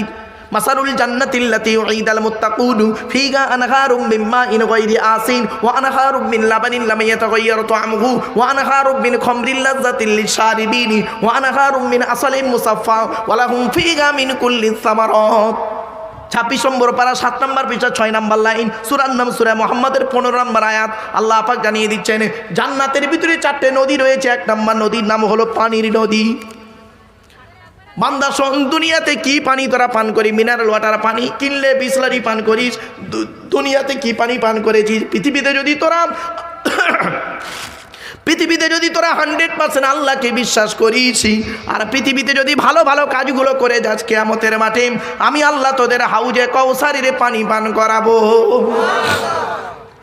2 নাম্বার নদীটার নাম হলো দুধের নদী, দুধ মিল্ক। আল্লাহ বলে, বান্দা পৃথিবীতে দুধ তোরা কিভাবে পাস? কোরআন বলছে, ভাবতে পেরেছেন? ওয়া ইন্না লাকুম ফিল আনআমি লাইবরা নুসকিকুম মিম্মা ফি বুতুনিহি মিন বাইনি ফারসিন ওয়া দামিন লাবানান খালিসান সাইগান লিশারিবিন। 14 নম্বর পারা 13 নম্বর পৃষ্ঠা 2 নম্বর লাইন, সূরার নাম সূরা নাহালের 66 নম্বর আয়াত। আল্লাহ বললেন, চতুষ্পদ জন্তুর মধ্যে শিক্ষা আছে। চতুষ্পদ জন্তুর পেটের ভিতরে গোবর আর রক্ত মিশ্রিত করে আমি আল্লাহ যে খাবার তৈরি করেছে তার নাম হলো দুধ। তোরা ওই দুধ দুয়ে তোরা পান করিয়েছি। পৃথিবীর দুধ তুই 1 সপ্তাহ রাখলে খেতে পারিস না। বান্দা শোন, জান্নাতীদের যে দুধ পান করাবো, দুনিয়ার দুধের পুরোপুরি উল্টো দুধ। জোরে বলুন। 3 নাম্বার নদীটার নাম হলো মধুর নদী। আল্লাহ বলে, তোরা মধু কিভাবে পাস? কোরআনে আছে, ওয়া আওহা রাব্বুকা ইলান নাহলি আনিত্তাখিযি মিনাল জিবালি বুয়ুতাম। কোরআনে আল্লাহ পাক বলে দিলেন, সুম্মা কুলি মিন কুল্লি সামারাত ফাসলুকি সুবুলা রাব্বিকি জুলুলা ইয়াখরুজু মিন বুতুনিহা শারাবুম মুখতালিফুন আলওয়ানুহু ফীহি শিফাউল লিন্নাস। সূরা নাহলের 68 নম্বর আয়াত আল্লাহ পাক বলে দিলেন, আমি আল্লাহ মৌমাছিদেরকে বললাম, রে মৌমাছিরাম, তোরা গাছের ডালে, পাহাড়ের ঢালে, ঘরের চালে বাসা বাঁধবি। পৃথিবীতে ফুল আর ফল তৈরি করেছি, ওখান থেকে খাবার সংগ্রহ করবি। খাবারগুলো তোদের পেটের ভিতরে ফিল্টার করে একটা রস বের করবো। ওই রসটার নাম হলো মধু। মানব জাতির আরোগ্য লাভ হবে। দুনিয়ার মধু 6 মাস থেকে 1 বছর রাখলে কেমন হয়ে যায়? জান্নাতীদের যে মধু পান করাবো, দুনিয়ার মধুর পুরোপুরি উল্টো মধু। জোরে বলুন। 4 নাম্বার নদীটার নাম হলো মদের নদী। কি? মদের নদী। আল্লাহ বলে, বান্দা শোন, দুনিয়ার মদ খেলে মামাসির কোনো জ্ঞান থাকে না। জান্নাতীদের যে মদ পান করাবো, দুনিয়ার মদের পুরোপুরি উল্টো মদ। জোরে বলুন। এই ওয়াজটা আমি করেছিলাম নদিয়া জেলায়। 4 ঘন্টা ওয়াজ করার পরে যেই বলেছি জান্নাতে আল্লাহ মদ খাওয়াবে, একটা আদা মালখোর ওয়াজ শুনছিল, পেছন দিক দিয়ে তকবির দিচ্ছে, নারাই তকবির আল্লাহু আকবার, নারাই তকবির আল্লাহু আকবার। তখন কমিটির ছেলেরা, 2-4 জন ছেলে মদখোরটার কাছে গিয়ে বলছে, এই তুই ওয়াজের কি বুঝেছিস, চেল্লাচ্ছিস, হ্যাঁ, তকবির দিচ্ছিস? তখন মদখোরটা কমিটির ছেলেদের কি বললো শুনবেন? মদখোরটা কমিটির ছেলেদের বলছে, তোরা ওয়াজ শুনছিস? মারুফ ভাই ওয়াজ করতে করতে কি বললো শুনলি নি? আল্লাহ নিজে কোরআনে বলেছে জান্নাতে মদ খাওয়াবে। এই দুনিয়ার মাল খাওয়া প্র্যাকটিস না থাকলে জান্নাতে খাবি কি করে? ভাই কাকা বাঁশ লাগা দিয়া। আমার বাপেরা, 1 নাম্বার আল্লাহর নবী বললেন, অসুবিধা হচ্ছে আর একটু হবে না, বন্ধ করে দেবো? হবে? সব বনাস দেখেছেন? ও বাবা, আমার আবার বাড়ি যেতে হবে, কালী স্কুল আছে, বুঝতে পারছেন? খুব চলেন। 1 নাম্বার হলো বিদ্যা উঠে চলে যাবে। 2 নাম্বার ব্যভিচার বেড়ে যাবে। 3 নাম্বার মদ খাওয়া বেড়ে যাবে। 4 নাম্বার সুদ খাওয়া বেড়ে যাবে। সুদ পাড়ায় বন্ধন টন্ধন ভালো চলছে? কবরে ঢোকো, আদা রসুন বেটে দেবে আল্লাহ। এরপরে নবী বললেন পৃথিবী ধ্বংসের লক্ষণ হলো ঘুষ খাওয়া বেড়ে যাবে। তারপরে নবী বললেন পৃথিবী ধ্বংসের লক্ষণ হলো পিতামাতার অবাধ্য সন্তান হবে। ঠিক না ঠিক? তারপরে নবীজি বললেন পৃথিবী ধ্বংসের লক্ষণ হলো কি? অযোগ্য ব্যক্তিরা নেতৃত্ব দেবে, যার যে সম্পর্কে কোনো জ্ঞান নেই। ও বাবা, গ্রামের প্রধান নিজের নামটাও সই করতে পারে না, ও হলো গ্রামের প্রধান, ওর নিজের চরিত্র খারাপ, ও লোকের ক্যারেক্টার সার্টিফিকেট দিচ্ছে। ঠিক না ঠিক? পৃথিবী ধ্বংসের লক্ষণ হলো শিক্ষিত লোকেরা অশিক্ষিত লোকেদের সম্মান করবে ভয়েতে। এই ফেল, সে একটা মিনিস্টার, তাকে স্যালুট দিচ্ছে একজন আইপিএস অফিসার। ঠিক না ঠিক? পৃথিবী ধ্বংসের লক্ষণ হলো, আমি বলি নবী বললেন পৃথিবী ধ্বংসের লক্ষণ হলো স্বামী স্ত্রীর মধ্যে ঘন ঘন গন্ডগোল দেখা দেবে। এই জন্য নবী বললেন এই স্বামীরা, তোমরা তোমাদের স্ত্রীদের জীবনে 17টা শিক্ষা দান করিও। কটা কটা কটা তা কটা শিক্ষা বউকে দিয়েছেন? একটাও তো দেননি, একটু দয়া করে শুনে যান। 1 নাম্বার হলো আসসালামু ক্বাবলাল কালাম। স্বামী স্ত্রী যখন কথাবার্তা বলবে একে অপরকে সালাম দেওয়া নেওয়া করবে, আল্লাহর রহমত ও ভালোবাসা আল্লাহ বাড়িয়ে দেবে। বউকে কোনোদিন সালাম দিয়েছেন? না। শালিকে সালাম দেয়, শালিকে। আরো দাদার শালিকে ঘন ঘন মোবাইলে মিস কল, তোর মোবাইল বাস্ট করবে। 2 নম্বরে বলা হয়েছে এই স্বামীরা, তোমরা তোমাদের স্ত্রীদেরকে এই শিক্ষা দান করবে, তারা যেন কোনোদিন কাবা শরীফের দিকে মুখ করে কোনোদিন থুতু যেন না ফেলে। 3 নম্বরে বলা হলো তোমরা তোমাদের স্ত্রীদেরকে এই শিক্ষা দান করবে, তারা যেন কোনোদিন কাবা শরীফের দিকে মুখ করে কোনোদিন পেশাব পায়খানা যেন না ফেরে। 4 নম্বরে বলা হলো তোমরা তোমাদের স্ত্রীদেরকে এই শিক্ষা দান করবে, তারা যেন কোনোদিন কাবা শরীফের পেছন ফিরে যেন পেশাব পায়খানা যেন না ফেরে। 5 নম্বরে বলা হলো তোমরা তোমাদের স্ত্রীদেরকে এই শিক্ষা দান করবে, তারা যেন কোনোদিন গোসলখানায় বাথরুমে গোসলখানায় যেন কোনোদিন পেশাব যেন না ফেরে। তারপরে বলা হলো তোমরা তোমাদের স্ত্রীদেরকে এই শিক্ষা দান করবে, তারা যেন কোনোদিন গোসলখানায় উলঙ্গ অবস্থায় গোসল যেন না করে। তারপরে বলা হলো তোমরা তোমাদের স্ত্রীদেরকে এই শিক্ষা দান করবে, তারা যেন হাতের চুড়ি, কি হুজুর কি বলেন, চুড়ি চুড়ি হাতের চুড়ি তারা যেন কোনোদিন দুটো ব্যবহার যেন না করে। হে মা বোনেরা, হাতে ধরে বলে গেলাম মায়েরা আমার ভুল বুঝতে যেও না মা ও আমার বোন, আল্লাহর নবী নিষেধ করেছেন এক হাতে একটা চুড়ি পরবে, এক হাতে 2টা চুড়ি পরা তোমার জন্য নিষেধ। এরপরে নবী বললেন এই স্বামীরা, তোমরা তোমাদের স্ত্রীদেরকে এই শিক্ষা দান করবে, তারা যেন মাথার বালিশ, কি হুজুর কি বলেন, বালিশ বালিশ মাথার বালিশ তারা যেন কোনোদিন দুটো ব্যবহার যেন না করে। স্বামী স্ত্রী যখন ঘুমাবে একটি মাত্র লম্বা বালিশে মাথা রেখে ঘুমাবে। আল্লাহর নবী বলেন স্বামী স্ত্রী যদি একটা লম্বা বালিশে মাথা রেখে ঘুমায় আল্লাহর রহমত ভালোবাসা আল্লাহ বাড়িয়ে দেয়।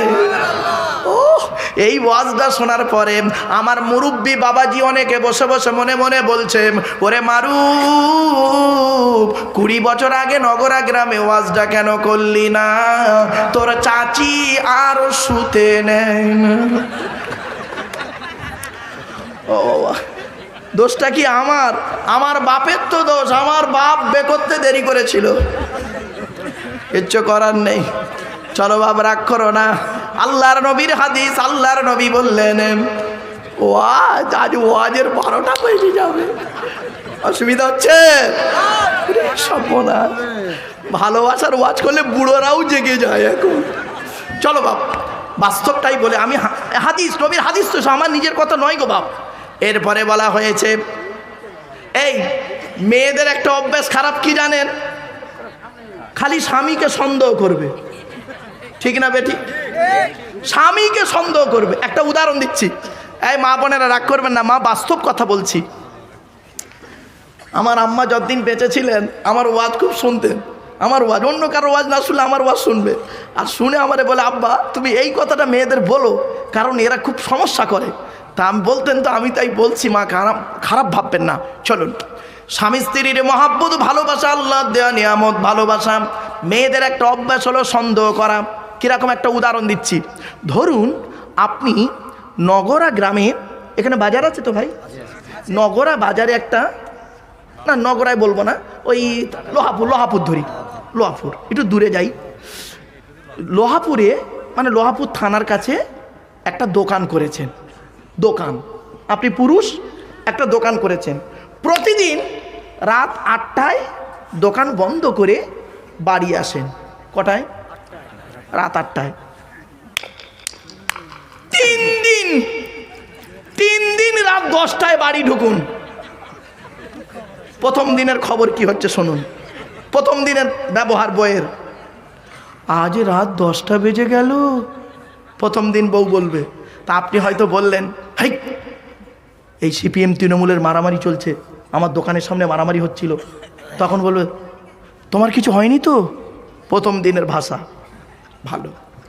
দ্বিতীয় দিন রাত 10টায় বাড়ি ঢুকুন, আজও রাত 10টা। এবার আপনি হয়তো বলেন, হ্যাঁ কালকের মারামারিটা আরও জোর হচ্ছে, আগুন ফাগুন চলছে, মোটরসাইকেল পুড়িয়ে দিচ্ছে, অনেক কিছু করছে। তখন বউ কি বলবে জানেন? কেন ওদিক দিয়ে ঘুরে আসতে পারলে না? সেই নলহাটি হয়ে বেঁকে আসতে পারলে না? রামপুরহাট হয়ে এদিক দিয়ে আসতে পারলে না? ও নিজে 6টা রাস্তা বলবে, যেটা আপনার জানা নেই। তৃতীয় দিন রাত 10টায় বাড়ি ঢুকুন, মেজাজ ফুল গরম। কয়েকদিন দেখতেছি রাত 10টায় আসছে বাড়ি, দেখি তোমার মোবাইলটা, বলে মোবাইলটা কেড়ে নেবে। নিয়ে যদি মোবাইলে ডিবিতে কোনো মেয়ের ছবি দেখে, হায় হায় এ মেয়েটাকে, এর বাড়ি কোথায়, এই জন্য তুমি রাত 10টায় বাড়ি আসে, এর মধ্যে কি আছে আমার মধ্যে নেই। শুরু হয়ে গেল সারা রাত এফএম রেডিও জানেন, সারা রাত গজ গজ গজ গজ করবে। তোর ঘুমের 12টা বাজিয়ে দিল। সকালবেলা আপনি দোকান খুলতে যাবেন তো মেয়েটা করবে কি, মলি সাহেবের কাছে তাবিজ করতে ছুটবে। ঠিক না বেটি? এই মা বোনেরা শুনে নিন, আজ একটা মারাত্মক তাবিজ বলে যাচ্ছি, কোনো জায়গায় তাবিজ করতে হবে না। আমি একটা মারাত্মক তাবিজ বলে যাচ্ছি, তোমার স্বামী তুমি থাকতে কোনো দিনই কোনো মেয়ের দিকে তাকাবে না। আমার মা বোনরা শুনে নিন, ভুল বুঝবেন না। স্বামী স্ত্রী যখন ঘুমাবে একটি মাত্র লম্বা বালিশ ব্যবহার করবে, আর স্ত্রী যদি ওর মাথার লম্বা চুলটা ওই বালিশের উপরে বিছায় দেয়, আর স্বামী যদি স্ত্রীর চুলের উপরে মাথা রেখে ঘুমায়, ওই স্বামী ওই মুহূর্তে জীবনে কোনো দিন অন্য কোনো মেয়ের কথা ওর মনেই আসবে না। এই ওয়াজটা শোনার পরে আমার মা বোন যারা ওয়াজ শুনছে মনে মনে বলছে, মারুফ ভাই তুই এবার বাড়ি যা, ওদের ঘরে আসতে দে, চুল গলায় জড়িয়ে মেরে দেবো, যা পারিস কর, আমি এই চললুম। রাগ করো না বাপেরা, ওয়াজ কোথায় নিয়ে যাবো একটু পরেই বুঝতে পারবেন, 10 মিনিট পর। কেন এত এরম করছি বাবা? পকেট মারার কাজ কি জানেন? পকেট মারার কাজ হলো মানে যার পকেটে টাকা থাকে গায়ে গায়ে ঘেঁষে ঘেঁষে দাঁড়ায়। বুঝতে পারছেন না এখন? বুড়োটা বুঝতে পেরেছে ঠিক। এরপরে আসছি আল্লাহ, আমার কথা নয়, নবীর কথা। নবী বলেছেন, এই স্বামী তুমি তোমার স্ত্রীর 3 জায়গায় চুমা দেবে। স্বামী স্ত্রীকে 3 জায়গায় চুমা দেবে, স্ত্রী স্বামীকে 3 জায়গায় চুমা দেবে, আল্লাহ খুশি হয়ে যাবে। 1 নাম্বার হলো কি? নবীজি বললেন কুব্বালাতুল খাদ্দে, এই গালের এই নরম অংশটাকে আরবিতে খাদ্দুন বলে, আর কুব্বালাতুন মানে চুমা। আল্লাহ নবী বললেন কুব্বালাতুল খাদ্দে, গালে চুমা দেবে, এই নরম অংশতে চুমা দেবে। স্বামী স্ত্রীর মহব্বত ভালোবাসা আল্লাহ বাড়িয়ে দেবে। এ বোকারা বোঝে না, নরম জায়গায় চুমা না দিয়ে শক্ত জায়গায় দিয়েছে, ঝামেলা পেকে গেছে। বাড়ি চলে যাও, আজ কাজা আদায় করবে, যাও বাড়ি চলে যাও। 2 নম্বরে বলা হয়েছে কুব্বালাতুল আইনাইনে, 2 চোখের মাঝখানে কপালে চুমা দেবে। 3 নাম্বার নবী বললেন কুব্বালাতুল ইয়াদি, হাতে চুমা দেবে। হাতের কোন জায়গায় চুমা দিতে হবে দেখে নিন, শিখে নিন, বুঝে নিন, জেনে নিন। হাতের এই জায়গাতে চুমা দেওয়ার কথা আল্লাহর নবী বললেন। এখানে আল্লাহ পাক 19টা রগ দিয়েছে। কটা 19টা রগ দিয়েছে আল্লাহ পাক, দয়া মায়া মমতা ভালোবাসা ভক্তি শ্রদ্ধা আল্লাহ দিয়েছে। স্বামী স্ত্রী যখন এই জায়গায় চুমা দেয়, আল্লাহর মহব্বত ভালোবাসা আল্লাহ বাড়িয়ে দেয়। এ বোকারা বোঝে না, এই জায়গায় চুমা দেয় ঝামেলা পেকে যায়। সেদিন মুর্শিদাবাদে এক জায়গায় ওয়াজ করছি, যেই বলেছি এই জায়গায় চুমা দিতে, একটা বুড়ো অপর বুড়োকে বলছে, তুবে মলি সাহেব, বুড়ি হাতি ধরতে দেয় না, তা চুমো খাবো কোথায় থেকে? কি পেরেশান, বাপরে বাপ।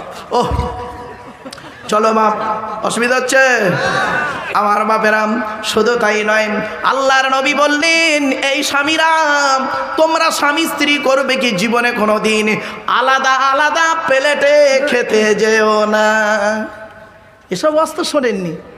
আল্লাহর নবী বলেন, স্বামী স্ত্রী যখন খেতে বসবে একটা বড় প্লেটে একসঙ্গে খাবে, আর স্ত্রীর গালে খাবার তুমি আগেই তুলে দেবে, আল্লাহ খুশি হয়ে যাবে।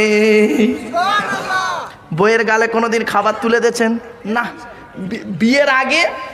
বিয়ের আগে 4 বছর প্রেম করেছে, প্রেমিকাকে নিয়ে একটা রেস্টুরেন্টে খেতে গেছে, 1 প্লেট চাউমিন 4 ঘন্টা ধরে খাচ্ছে। 4 ঘন্টা ধরে 1 প্লেট চাউমিন শেষ হয়নি। আর বিয়ের পরে মাল 1 বাসন ভাত 5 মিনিটে শেষ। এই মহব্বত। বিয়ে করে ভালোবাসা ভালো, ভালোবেসে বিয়ে করা ভালো নয়। আমি আপনাদের বলি একটা বাস্তব অভিজ্ঞতা। বারুইপুর নাম শুনেছেন আপনারা? বারুইপুর পিয়ারা বিখ্যাত। যাই হোক, তো বারুইপুরের বাড়িতে MA সেকেন্ড ইয়ারের ছেলে মেয়েদের পড়িয়ে আমি বসে আছি। তো এই বর্ধমান আছে না বাবা, বর্ধমানের একটা মেয়ে আমাকে প্রশ্ন করছে, ওই ব্যাচে ছেলে মেয়ে সকলের সামনেই বলছে, স্যার একটা প্রশ্ন করব। তাই MA সেকেন্ড ইয়ারের স্টুডেন্ট মানে বুঝতে পারছেন, সব অ্যাডাল্ট, সব কোচি নয়, সব অ্যাডাল্ট। মেয়েটি বলছে, স্যার একটা প্রশ্ন করব। আমি বললাম, কি? বললাম। বলছে, স্যার কিছু মাইন্ড করবেন না। বললাম, না, a teacher is a real friend of student. একজন টিচার হলো ছাত্রছাত্রীর প্রকৃত বন্ধু, নো প্রবলেম, বল। মেয়েটি বলছে, স্যার VIP মানে? তা আমি বললাম, very important person. Sir BDO মানে? আমি বললাম, ব্লক ডেভেলপমেন্ট অফিসার। এখন তোর প্রবলেমটা কি বলতো? মেয়েটা এবার বলছে, শুনুন স্যার, ভালোবাসা শব্দটার তো একটু ব্যাখ্যা হবে। আমি বললাম, ভালোবাসা শব্দের ব্যাখ্যা মানে? সে কীরকম? বলছে, কেন স্যার?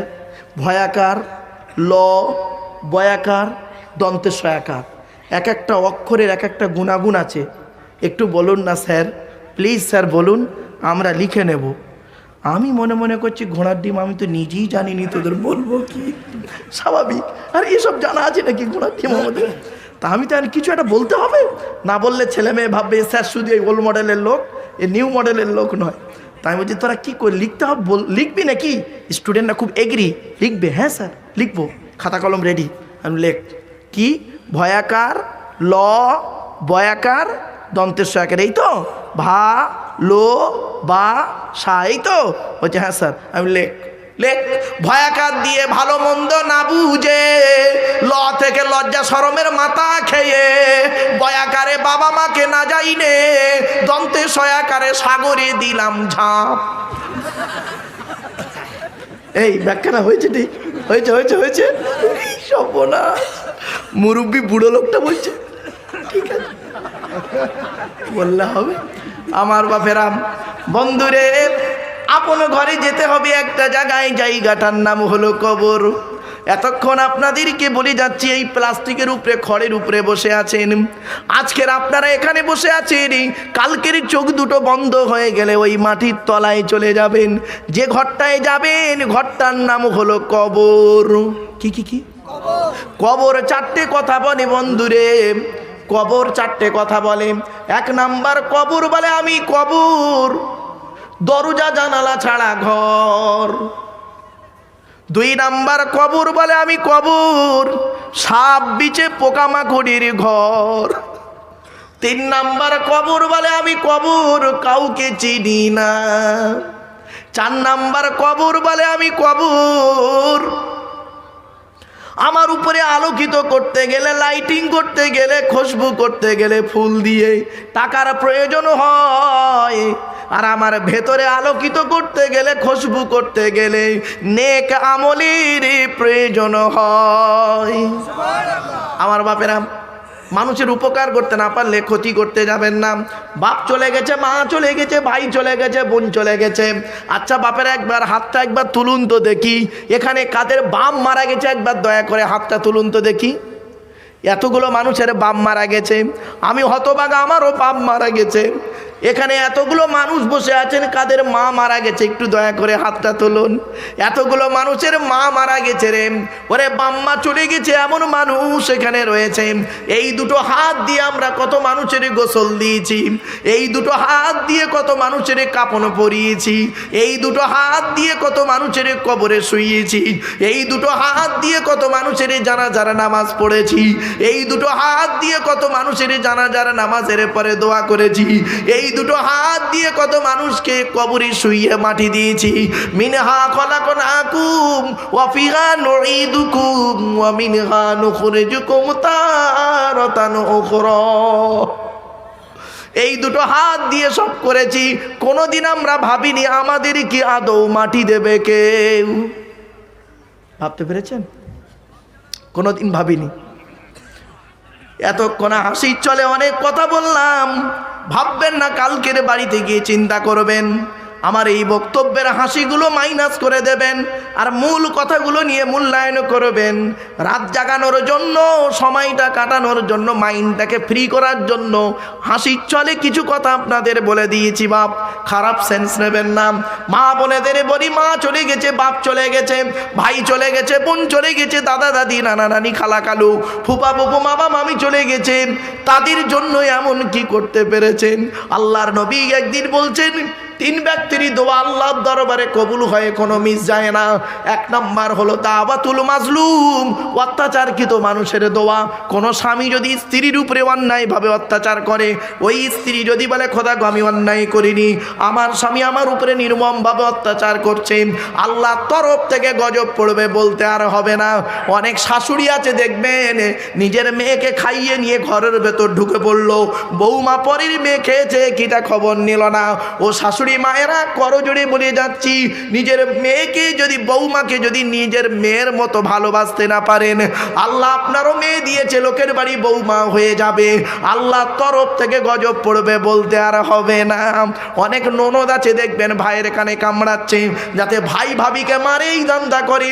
ও যুবতী বোনেরা শুনে নাও, ঘুঁটে পড়ে গোবর হাসে, ঘুঁটে বলে তোরও একদিন আছে, তুমি ভাবি পরের মেয়েকে আপন করতে যদি না পারো, তোমাকেও একদিন লোকের বাড়ি ভাবি হয়ে যেতে হবে, আল্লাহর তরফ থেকে গজব পড়বে, বলতে আর হবে না। অনেক বৌমাও আছে দেখবেন ডেঞ্জার, স্বামীর ইনকাম বেশি, স্বামীটাকে নিয়ে, ছেলেটাকে, মেয়েটাকে নিয়ে খালি আলাদা খাবার ধান্দা করেন। একই দিয়ালের এপারে স্বামী স্ত্রী ছেলে মেয়েকে নিয়ে মুরগির মাংস দিয়ে ভাত খায়, আর শ্বশুর শাশুড়ির দিয়ালের ওপারে বুড়ো বুড়ি আলু ছানা ডাল খায়। ওই বৌমার একটু বিবেকে বাতলো না। আজ আমার বাম্মা যদি থাকতো, গোপনে এক পিয়ালা তরকারি দিয়ে আসতাম, এ বৌমা তুমি মুফতি সাহেবের মেয়ে খাও, হাজি সাহেবের মেয়ে খাও, তুমি যদি তোমার শ্বশুর শাশুড়িকে নিজের বাম্মার মতো ভক্তি শ্রদ্ধা করতে না পারো, তোমার মতো বৌমাও হলো জাহান্নামী। ইসলাম কোনোদিন এক পেশে কথা বলে না। অনেক শাশুড়ি আছে দেখবেন, নিজের মেয়ের পেটে বাচ্চা, বৌমার পেটে বাচ্চা, মেয়েটাকে ভালো মন্দ ফল পাকড় করে খাওয়ায়, আর বৌমাকে সারাদিন গাদার মতো খাটায়।